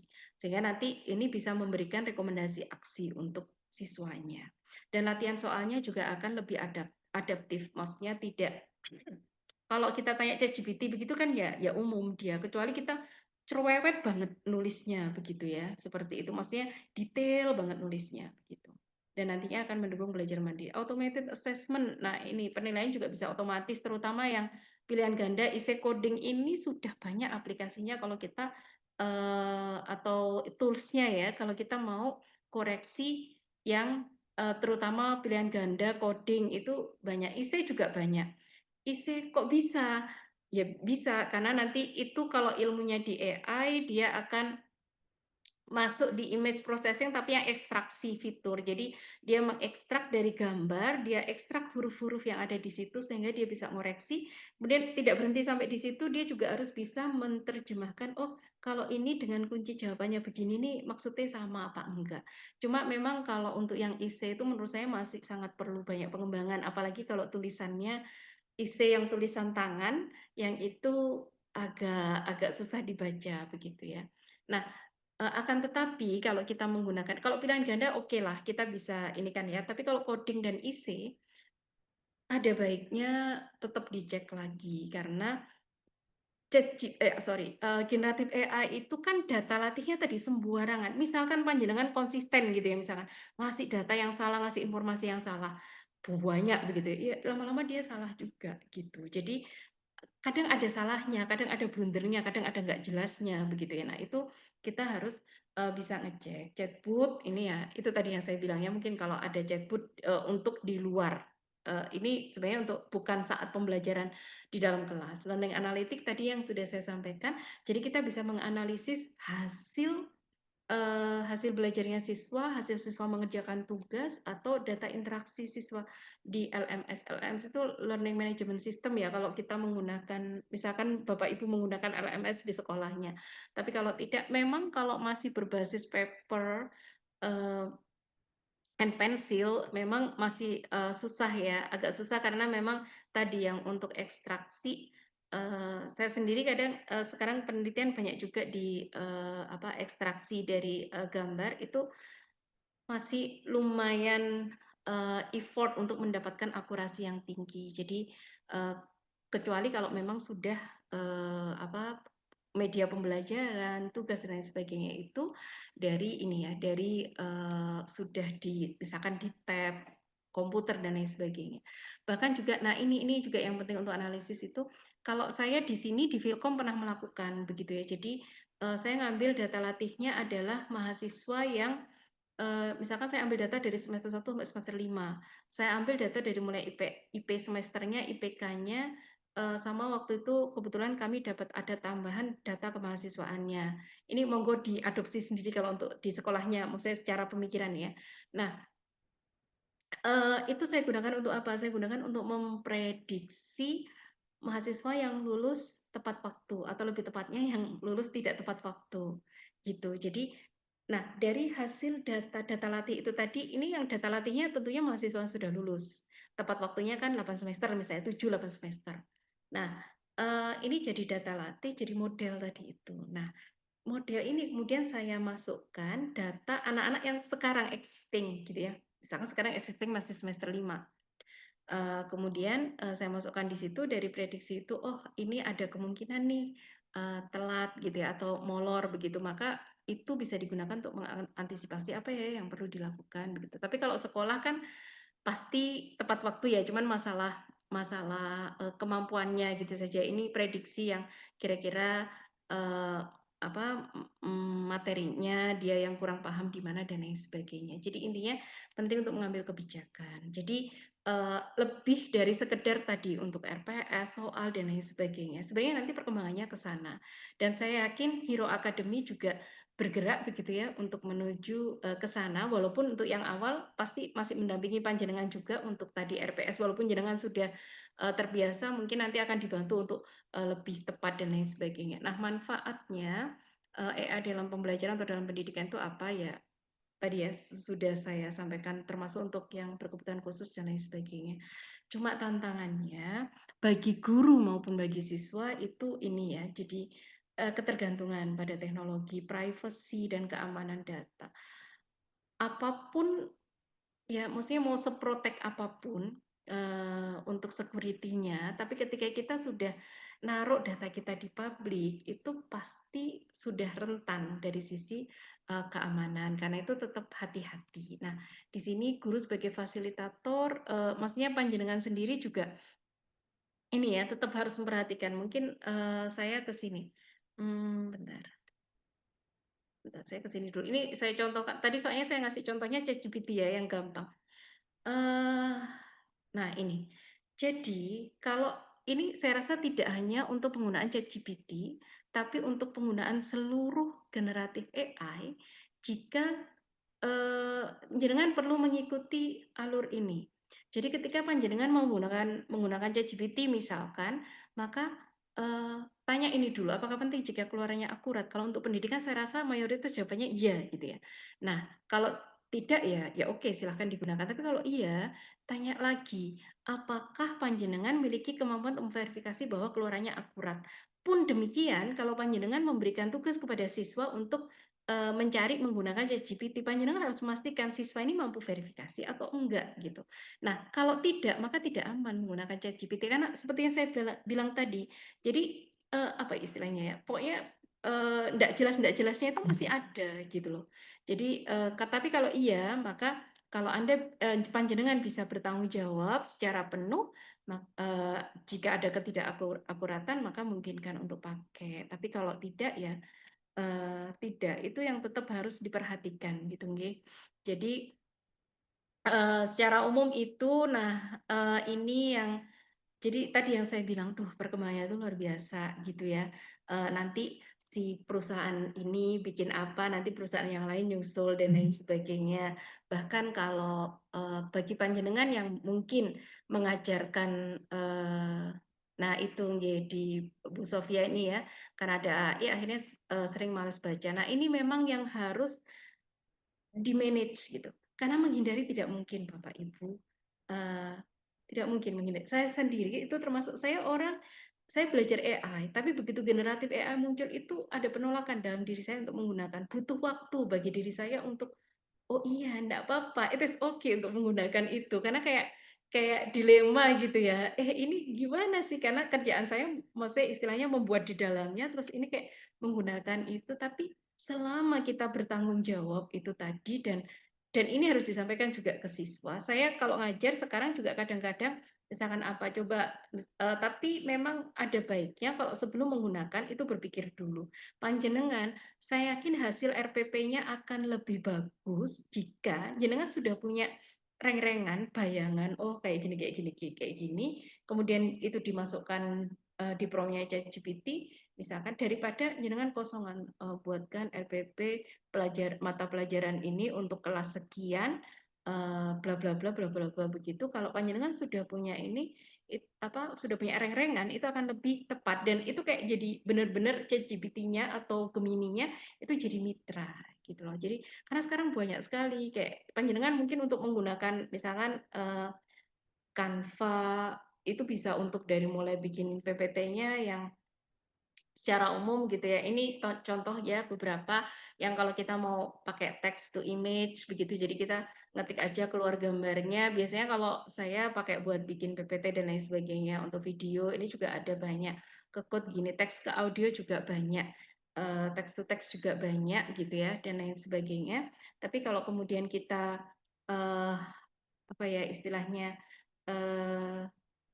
tadi misalkan di Canva itu pun dari mulai bikin RPP-nya pun dia juga akan support loh bisa atau Sigma dan lain sebagainya atau yang khusus untuk memang RPP dan lain sebagainya. Cuma ya itu tadi.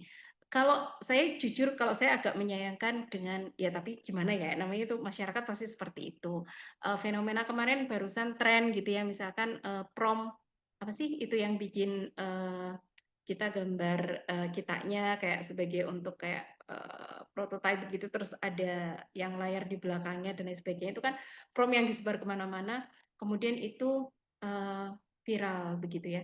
Nah akan tetapi harapannya panjenengan tidak sekedar menggunakan prompt begitu loh, maksudnya prompt yang sudah ada tapi percayalah bahwasannya apa yang ada di pikiran panjenengan kemudian panjenengan tuangkan dalam prompt itu tuh cukup menentukan hasilnya. Jadi ini contoh saja, ini sebenarnya PPT saya yang sudah ada. Jadi misal kita hanya bertanya begini kan, gini, bagus benar tidaknya hasil kita itu akan sangat tergantung pada prompt kita memang. Tapi sebaiknya prompt itu ya boleh sih namanya ATM ya amati tiru modifikasi. Jadi panjenengan copy dulu kemudian dimodifikasi begitu ya. Bukan untuk digunakan plek enggak. Tadi seperti yang saya bilang, jenengan harus punya kemampuan untuk memverifikasi itu benar atau tidak gitu. Jadi misalkan hanya begini dok ya munculnya macam-macam. Tapi kalau misalkan kita fokus misalkan pengen saya adalah saya buat RPP begitu. Nah ini dari sini. Nah ini kan juga ini bisa pilihan-pilihan misalkan oh Canva juga bisa gini dan lain sebagainya. Nah akan tetapi sekali lagi nih ini kalau ini dari Prof Wisnu UI beliau prinsip PROM itu koran lapangan ya, konteks, peran, larangan, panjang, tambahan.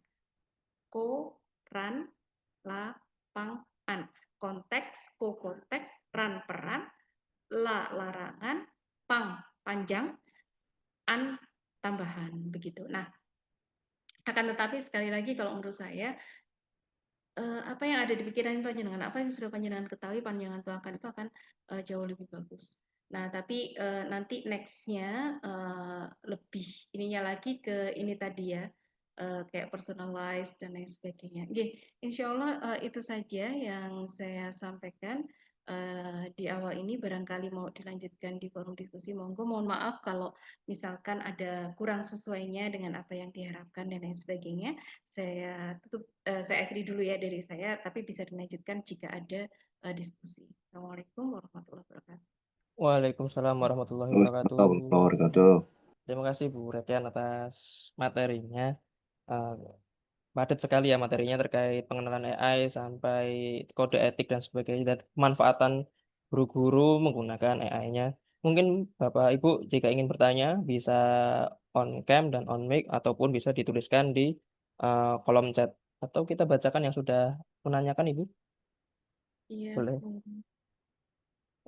Mungkin ini pertanyaannya hampir sama nggih terkait plagiat nggih. Bila siswa membuat karya tulis, konsep dan deskripsi narasi dari siswa, dia meminta bantuan AI itu ya untuk editor ataupun, mengecek itu, bagaimana tanggapan Ibu? Apakah mengenai pasal plagiat? Ini juga sebenarnya menyindir bukan menyindir, ini saya juga terkena karena saya skripsi juga dibantu AI. Mungkin juga bisa kalau dari sisi dosen seperti apa? Mungkin seperti itu, Bu. Oke. Baik, terima kasih. Ini tadi juga senada ya, ada yang tentang plagiat begitu, ini buat buku begitu ya. Jadi sebenarnya terima kasih atas pertanyaannya ya, yang akan lebih membuka wawasan kita ya, saya rasa untuk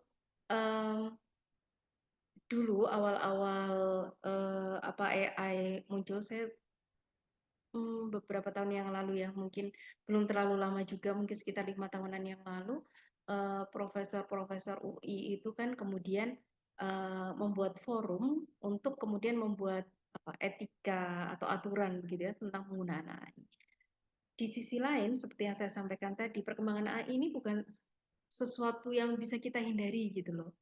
Sama kayak dulu nggak ada TV, sekarang ada TV, atau perkembangannya TV itu dulu hanya TVRI, sekarang semua orang bisa punya TV sendiri-sendiri, maksudnya punya channel sendiri-sendiri, begitu kan? Itu sesuatu yang nggak bisa kita hindari. Nah, justru di sini diperlukan level kecerdasan yang lebih, begitu kan, dari manusia untuk kemudian bagaimana dia bisa memilah begitu mana yang tepat untuk dirinya dan mana yang tidak. Nah, terkait dengan tadi plagiasi itu tadi, kalau selama saya rasa kalau yang dicontohkan di ini ya, konsep, kemudian intinya pemikiran ide deskripsinya itu sudah ada dari siswa, kemudian dia apa istilahnya menjadikan menggunakan AI untuk penulisan, nggak masalah, itu tidak kena plagiat. Dan sebenarnya kalau terkait dengan plagiat sendiri kan juga ada aturannya ya, misalkan kesamaannya minimal berapa persen, atau misal ini adalah dalam konteks kebijakan di sekolah panjenengan, sebenarnya ya itu akan tergantung dengan panjenengan. Misalkan ada kalanya perlu Bapak Ibu saya rasa misalkan kita membuat tugas yang tidak boleh menggunakan AI, sehingga ketika menggunakan AI sedikit pun maka itu termasuk pelanggaran dan misalkan bisa istilahnya nilainya jelek gitu ya, dikurangi dan lain sebagainya.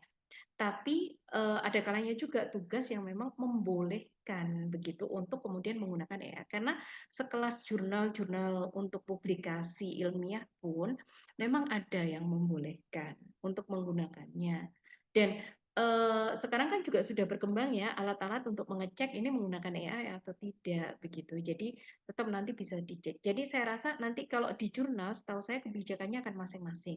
Nah, panjenengan untuk sekolah panjenengan juga macam-macam. Kalau ini selama misalkan itu karya siswa yang tidak untuk dipublish begitu ya, misalkan di luar, makanya ya tidak masalah, aturannya adalah aturan sekolah. Nah, kalau terkait dengan yang tadi ya, misalkan membuat buku, jenengan bisa melihat kira-kira kontribusi saya berapa, begitu seberapa begitu ya untuk buku itu, idenya dan lain sebagainya. Jadi sekali lagi kalau kata saya sebenarnya kualitasnya kalau misalkan buat buku ya langsung memang bisa dari awal pun kita misalkan saya pengen membuat buku tentang ini gitu untuk misalkan pembacanya ditujukan usia yang sekian dan lain sebagainya, tujuannya sudah kita tuliskan, pengennya buku ini nuansanya yang bagaimana dan sebagainya sudah kita tentukan, terus kemudian kita minta dia buat bab-babnya.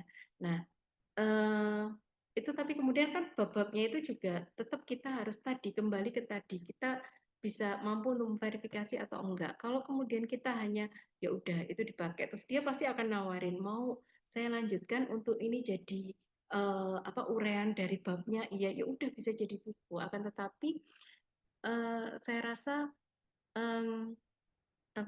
penilai yang cukup adil adalah hati nurani kita begitu ya. Jadi panjenengan katanya sesuatu yang salah itu kan hati kita tidak nyaman begitu nggih melakukannya. Selama kita merasa tadi kalau oh ini memang sudah konsepnya dari saya bla bla bla, saya cuma ngerapiin aja.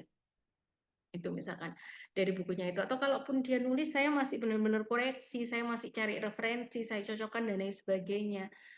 Itu pasti akan membuat jenengan juga lebih lebih apa ya istilahnya, tidak ada keraguan-raguan, kemudian tidak ada rasa tidak nyaman begitu loh. Ketika panjenengan, "Oh ini tidak nyaman," ya sudah tinggalkan yang syubhat katanya kan begitu ya.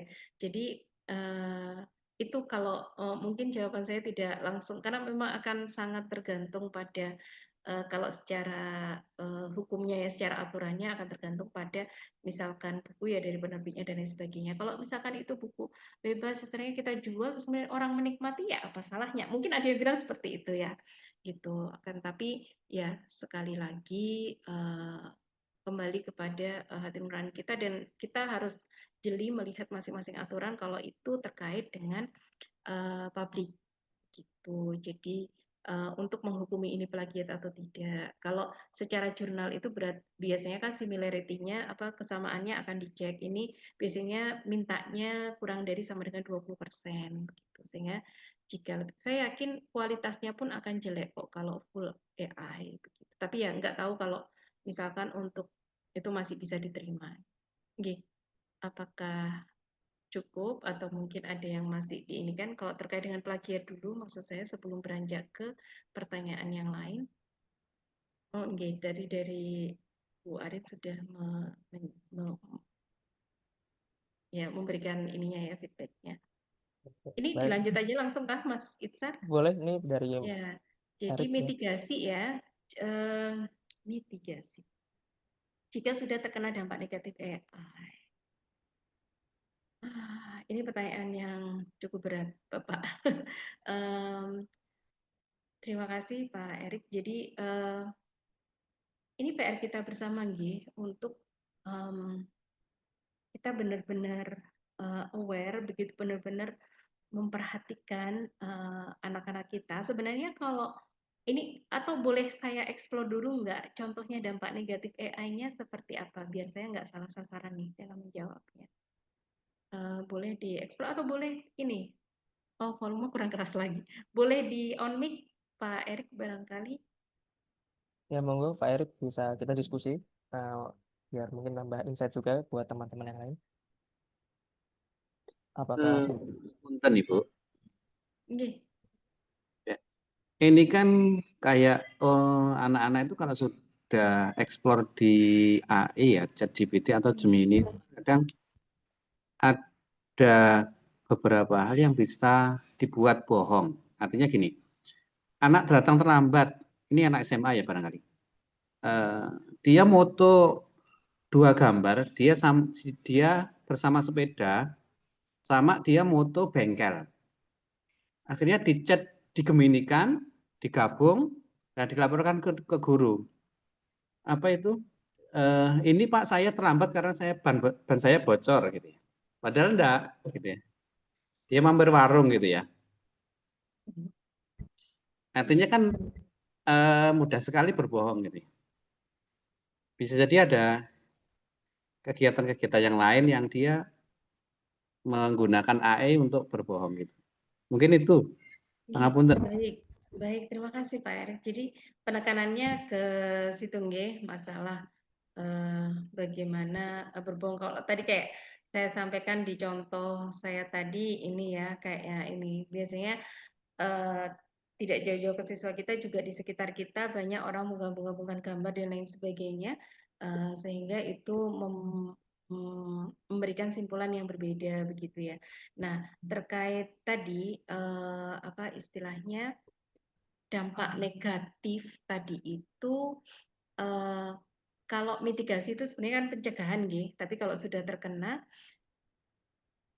untuk saat ini saya tidak bisa memberikan jawaban secara teknis yang seperti apa kecuali bahwasanya memang kita harus memberikan pemahaman dan dasar pemahamannya kepada anak-anak itu adalah dasar keimanan. Apapun keimanannya gitu ya misalkan. Jadi memang harus difahamkan dulu. Jadi istilahnya anak itu mengerti dulu, paham dulu dan dia tahu misalkan jadi dia harus tahu dulu tentang tanggung jawab, dia harus tahu dulu tentang bahwasannya berbohong itu tidak benar dan lain sebagainya sebelum kemudian dia mendapatkan itu tuh kalau untuk mitigasinya. Kalau sudah terlanjur bagaimana? Ya saya rasa tidak ada kata terlambat untuk menanamkan itu kembali. Tadi yang saya sampaikan, misalkan kalau perlu kita bukan digertak ya, kita katakan bahwasannya maksudnya mereka mencoba mengakali kita, emang dipikir kita nggak ngerti gitu ya, maksudnya kita sampaikan seperti itu juga enggak apa-apa.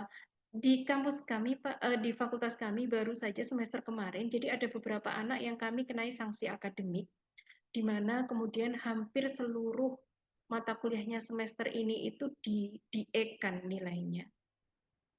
Karena ketahuan di satu mata kuliah dia curang dengan menggunakan itu ya, maksudnya perkembangan teknologi. Di satu sisi ya kita salut, oke lah mereka ternyata cukup ini ya terampil dalam menggunakan teknologi informasi begitu. Tapi ternyata itu digunakan untuk hal yang tidak benar saat ujian begitu. Sehingga kami berikan sanksi yang agak berat dan dilakukan pendampingan ya, dilakukan pendampingan kebetulan karena saya di departemen ya, jadi bertugas untuk mendampingi anak-anak ini begitu. Ya pendampingannya yaitu tadi memahamkan itu tuh sebenarnya lebih ke diajak dialog sih kayak coaching gitu ya. Kita beri pertanyaan dan lain sebagainya sampai dia menyadari. Apalagi kalau sudah SMA ya, sebenarnya dia sudah sadar, harus dia sudah tahu. Cuman perlu kita munculkan. Jadi tetap kalau menurut saya basis agama itu tetap perlu nggak bisa dipisahkan. Nah, dulu awal-awal ada teknologi informasi itu saya pernah diajak Dinas Pendidikan Jawa Timur, awal-awalnya internet, mohon maaf. Saya masih baru kok ngajar di sini sekitar tahun 2000, bukan awal internet juga ya, sekitar 2011, 2012, keliling di kota-kota di Jawa Timur, dan itu bukan kota besar, kota kecil. Ngawi, Lumajang, maksudnya bukan kayak Surabaya, Malang begitu ya. Jadi agendanya Dinas Pendidikan Jawa Timur untuk kemudian memberikan kita ada semacam kayak ya seminar kayak gini tapi offline, luring ya karena saat itu belum musim daring begitu. Dinas Pendidikan itu mengambil 3 pemateri, satu dari unsur psikolog, satu dari unsur saya yang teknologi, begitu, satu dari unsur yang agama, begitu. Pesertanya adalah perwakilan siswa, karena memang kalau untuk semua susah ya, kecuali diadakan di sekolahnya, karena itu kan yang adakan Dinas Pendidikan, jadi satu kota misalkan di Ngawi, ya berarti perwakilan beberapa sekolah, dan juga perwakilan guru, dan dihadirkan juga terutama guru-guru BP.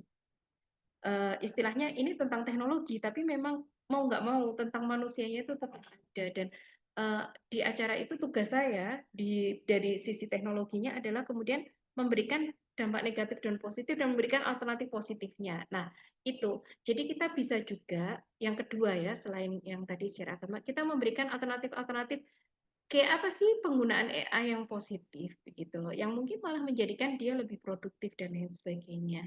Mungkin bisa malah menghasilkan uang dan lain sebagainya. Kalau dia bisa memang edit gambar, gunakanlah edit gambarmu untuk sesuatu yang baik, misalkan untuk bikin flyer kah, untuk bikin apa dan lain sebagainya.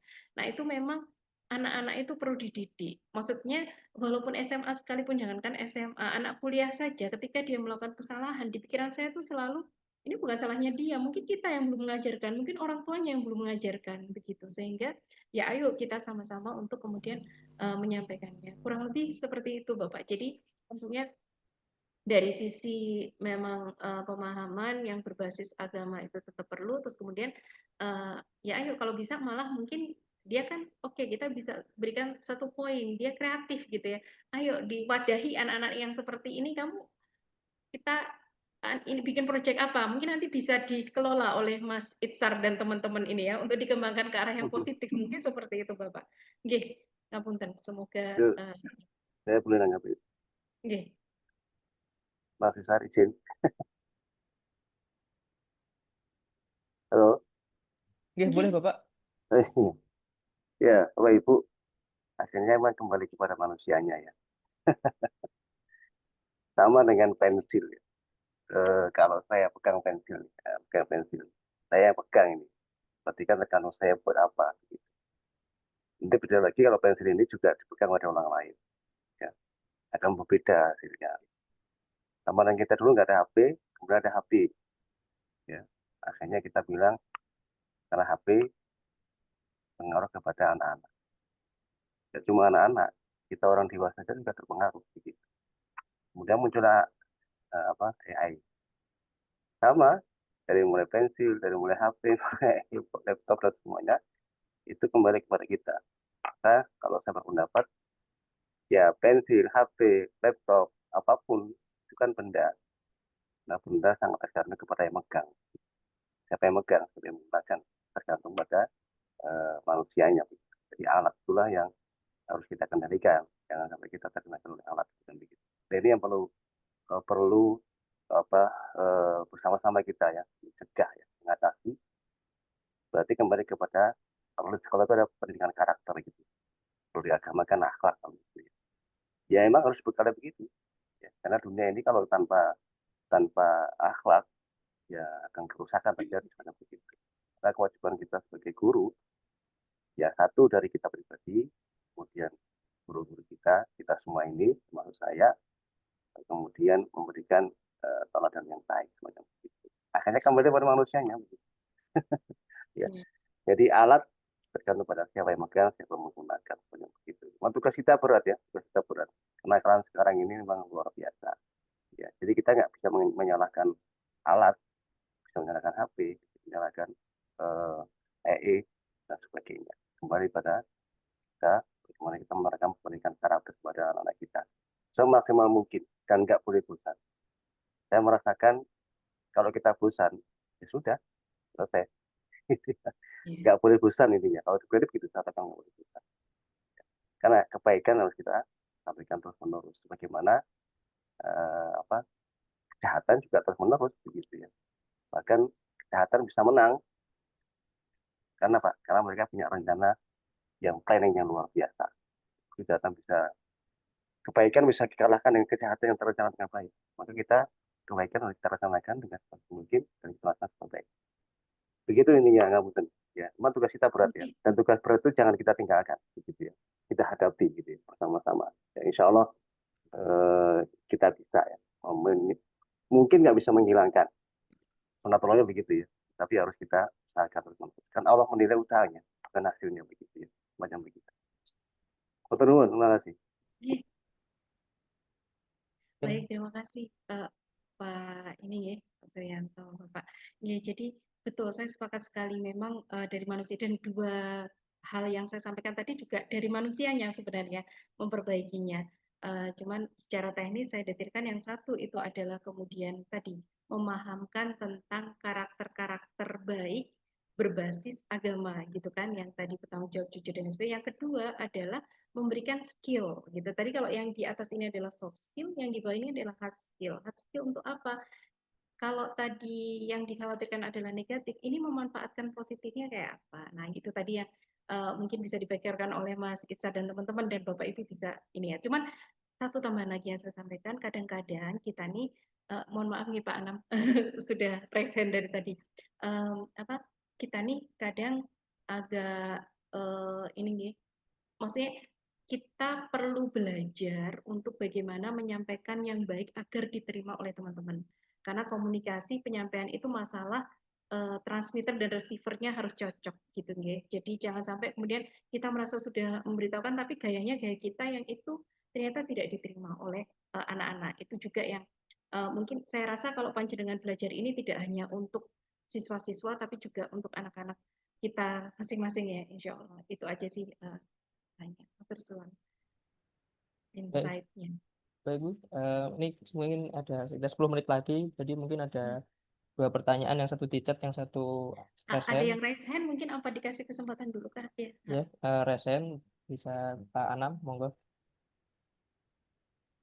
Oke, terima kasih untuk kesempatannya Ibu. Mungkin sebenarnya yang mau saya tanyakan itu sepertinya ya hampir sama dengan yang ditanyakan di chat oleh Bu Naimah Hasan. Jadi begini Bu, kebetulan saya mengajar di SMP dan kebetulan ada satu pengalaman bahwa ada satu kelas itu yang jam saya mengajar Ibu itu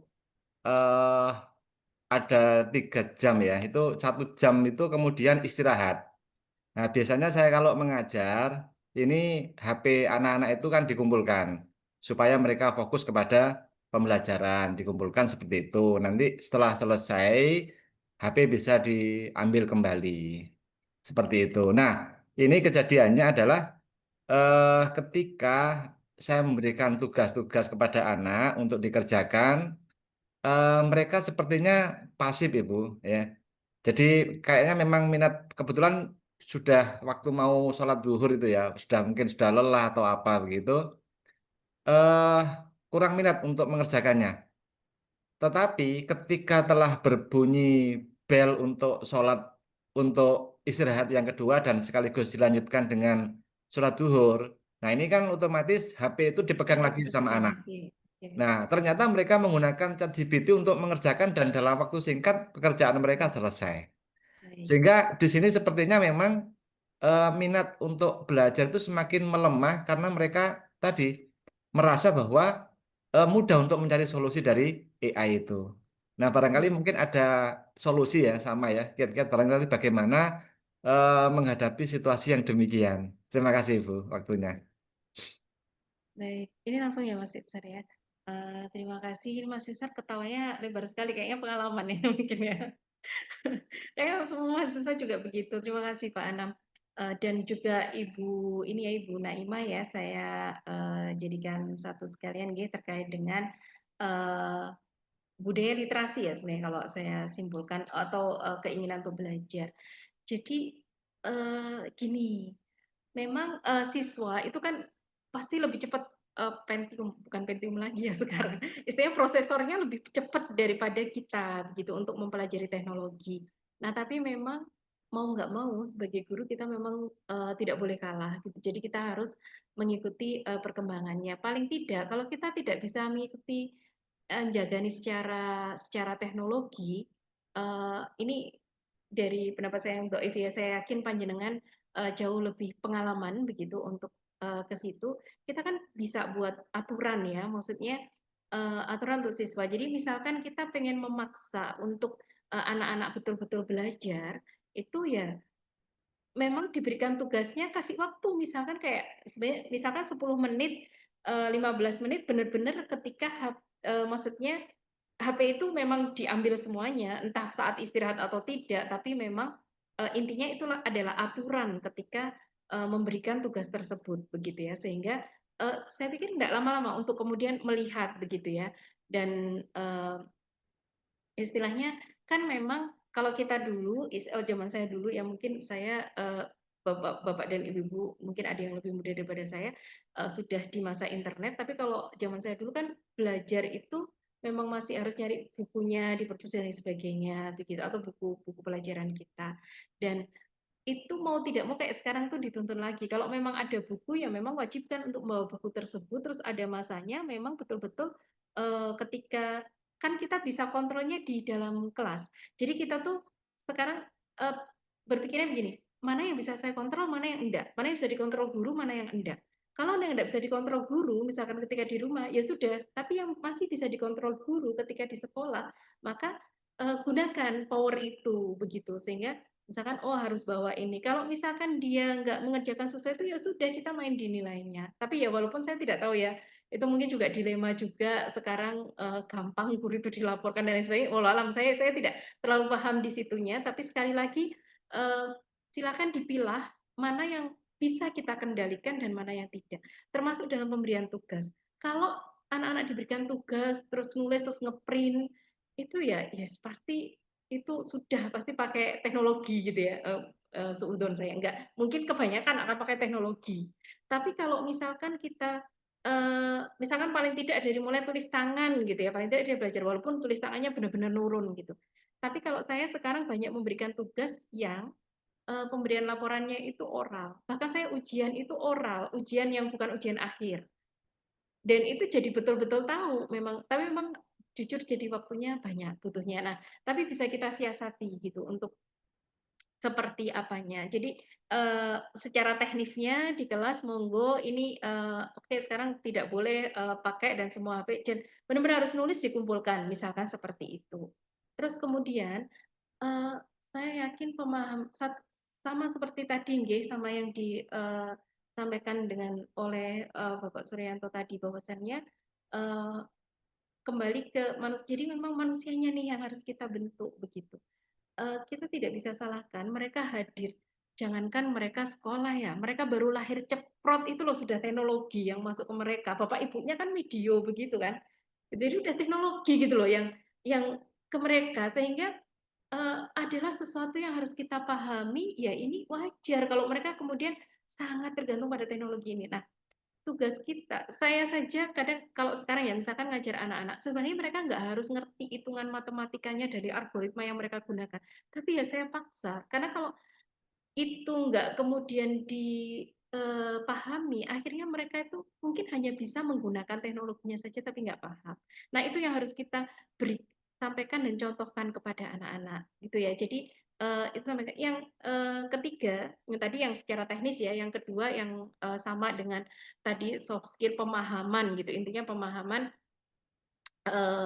karakter, karena sekolah itu kan sebenarnya membentuk karakter toh nggih.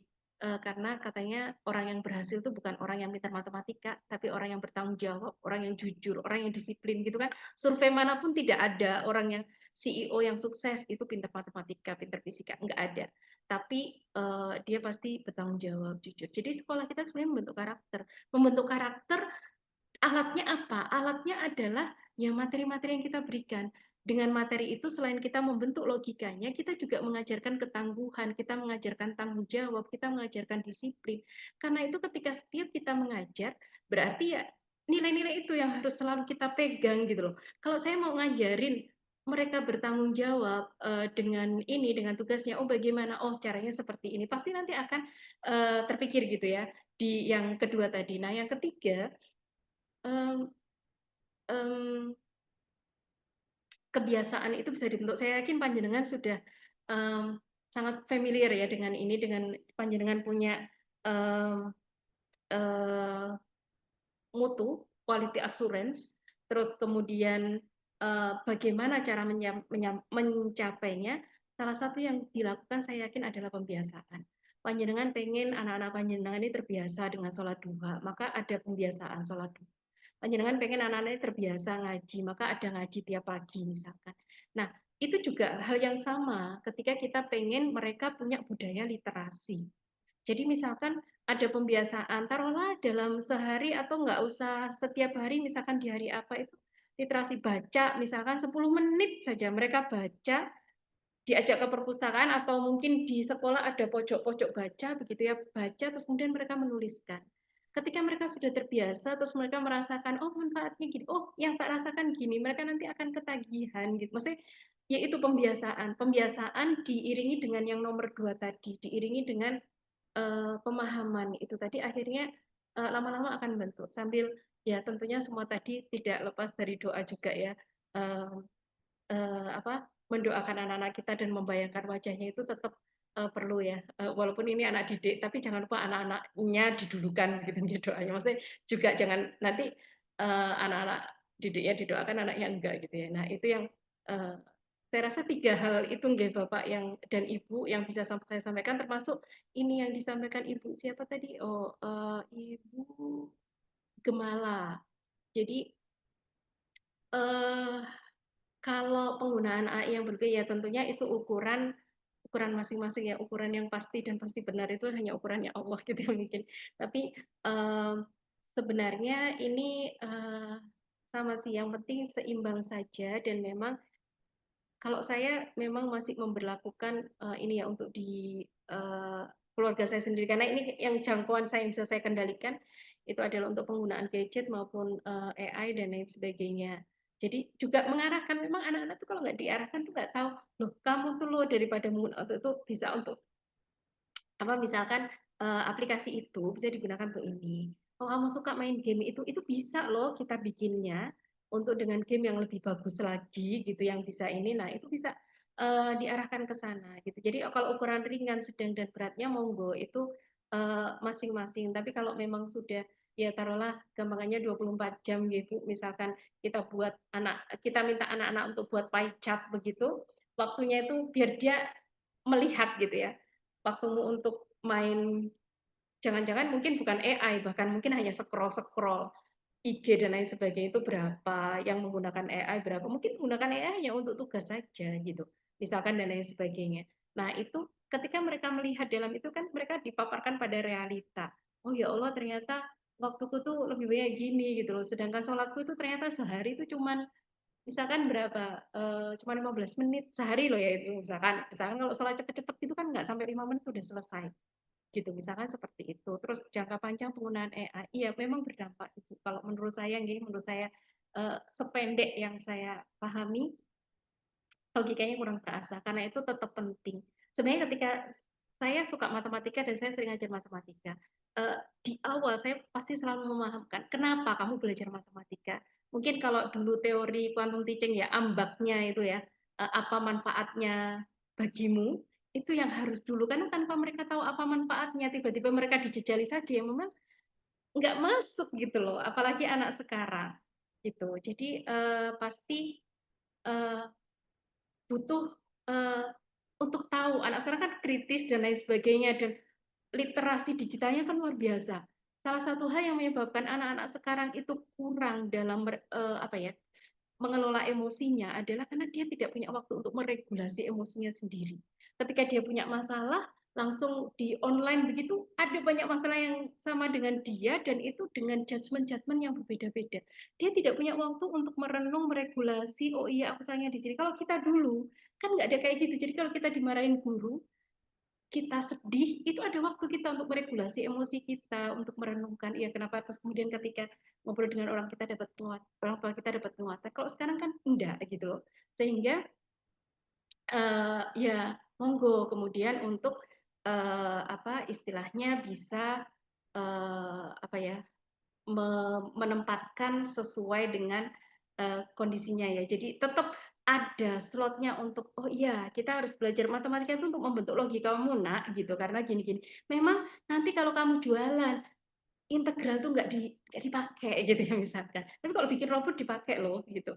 Misalkan seperti itu dan lain sebagainya. Jadi ambaknya itu terutama harus dipahamkan sehingga anak kemudian tahu oh iya memang aku harus belajar dan ini ya seperti berbaginya Ibu Sofia ini nggih. Jadi itu tadi. Nah, ini ibunya menggunakan tes lisan begitu. Artinya mereka memahami. Memang nggak apa-apa gitu ya. Belajar memahami. Cuman ya itu tadi kalau mau oh iya ada waktunya benar-benar mereka dari pikiran mereka supaya terlatih gitu ya. Ada waktunya. Oke, silakan gunakan AI. Atau kita kasih kesempatan dulu. Silakan 5 menit atau 10 menit dari ini dipikirkan dituliskan jawabannya. Oke, sudah waktunya 5 menit selesai. Oke, sekarang silakan dibuka AI-nya.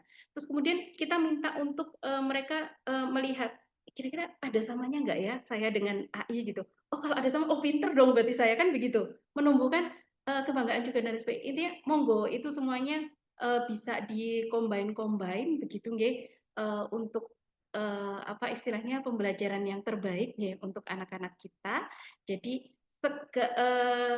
gunakan porsi-porsi. Jadi oh untuk ini saya perlu ini, tapi tetap saya juga sama dengan Bu Sofi. Jadi ada waktunya memang bahkan memang saya minta gitu loh.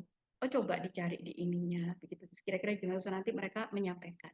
Memang penting betul menyampaikan secara lisan itu akan menunjukkan pemahamannya. Terima kasih Ibu dan Bapak. Mohon maaf ada kurang lebih. Ini juga ada pengingatan lagi nggih dari Pak Suryanto gitu. Latar belakang jalanin itu adalah peduli situasi dan kondisi pendidikan di Indonesia. Berdiri dengan kondisi pelajar dalam perkembangan teknologi informasi. Tapi teknologi informasi seperti yang disampaikan tadi adalah alat dan dia tidak berdiri sendiri gitu loh. Kita tidak bisa ngulek teknologi informasi nggak bisa.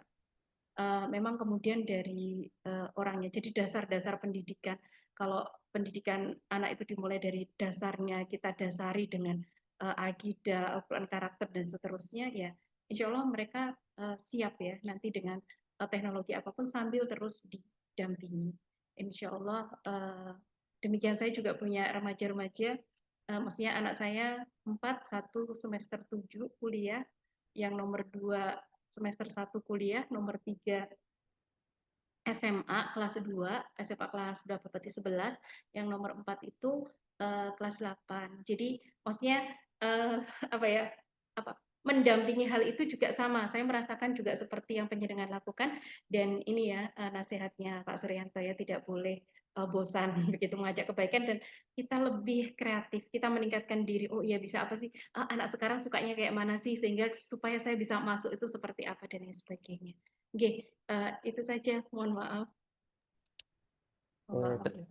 Mungkin cukup sekian ya Bu Reken, karena waktu juga mau sudah jam 9, biar Bapak Ibu guru bisa beristirahat dan bisa mengajar di esok harinya. Mungkin cukup, dan mungkin sedikit tambahan ya, kenapa ada Hero Teacher itu bagaimana kita membantu Bapak Ibu guru menyiapkan pembelajaran-pembelajaran yang kreatif. Sehingga seperti yang biasa kami lakukan juga kalau di kuliah itu, apakah pembuatan videonya, apakah membuat tugasnya video, apakah best project. Best project itu bisa meningkatkan pemahaman, apakah nanti ada presentasi, apakah ada pre-test atau post-test, sehingga itu membantu terkait pemahaman siswa di kelas. Dan juga apa yang seperti yang disampaikan sama Bu Retyan, bagaimana kita bisa mengontrol apa yang bisa kita kontrol, dan itu yang bisa kita lakukan. Jadi Hero Teacher itu karena kita melihat bagaimana guru itu mengejar kreativitas, harus dibarengi dengan menggunakan tenaga dan waktu. Kami mencoba untuk bisa membantu membuat terobosan yang bisa membantu guru-guru bisa mengajar lebih kreatif di kelas.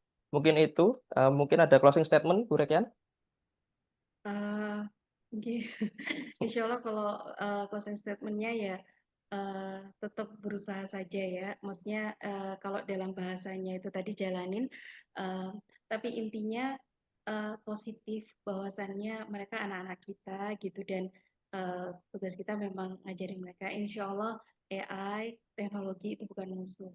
Selama kita bisa menggunakannya dengan baik. Jadi monggo kita sama-sama belajar untuk menggunakannya dengan baik, meresponnya dengan baik. Tadi itu ya, seperti yang dilakukan kok tadi saya mengatakan, ya saya bahkan ujian UTS saya pakai oral. Oral maksudnya lesan ya, oral tes gitu. Jadi sehingga memang kita jadi lebih paham. Tapi monggo diatur masing-masing. Saya yakin panjenengan dengan insya Allah nanti didampingi oleh Hero Academy untuk membantu ya memetakan mana, oh ya kita bisa lakukan ini dan sebagainya. Semoga itu menjadi jejak bekal kita untuk nanti ketika ditanya sama Yang Maha Kuasa ya di hari akhir, apa yang kita lakukan untuk kebaikan bangsa ini, untuk kebaikan anak-anak kita. Paling tidak kita punya jawabannya, kita sudah melakukan sesuatu. Allahumma Terima kasih Bu Retyan, mungkin cukup sekian juga. Terima kasih atas closing statement-nya. Semoga kita bisa melanjutkan aktivitasnya dan bisa menjadi guru-guru yang terbaik buat bangsa ini. Terima kasih Bu Retyan, jika ada aktivitas bisa meninggalkan ruangan. Terima kasih kepada rekan-rekan guru sekalian, dan di sini juga ada presensi buat Bapak Ibu guru bisa mengisi presensinya untuk bisa mendapatkan sertifikatnya. Saya selaku MC mohon pamit undur diri. Semoga kita bisa bertemu di pertemuan selanjutnya. Saya tutup. Wassalamualaikum warahmatullahi wabarakatuh.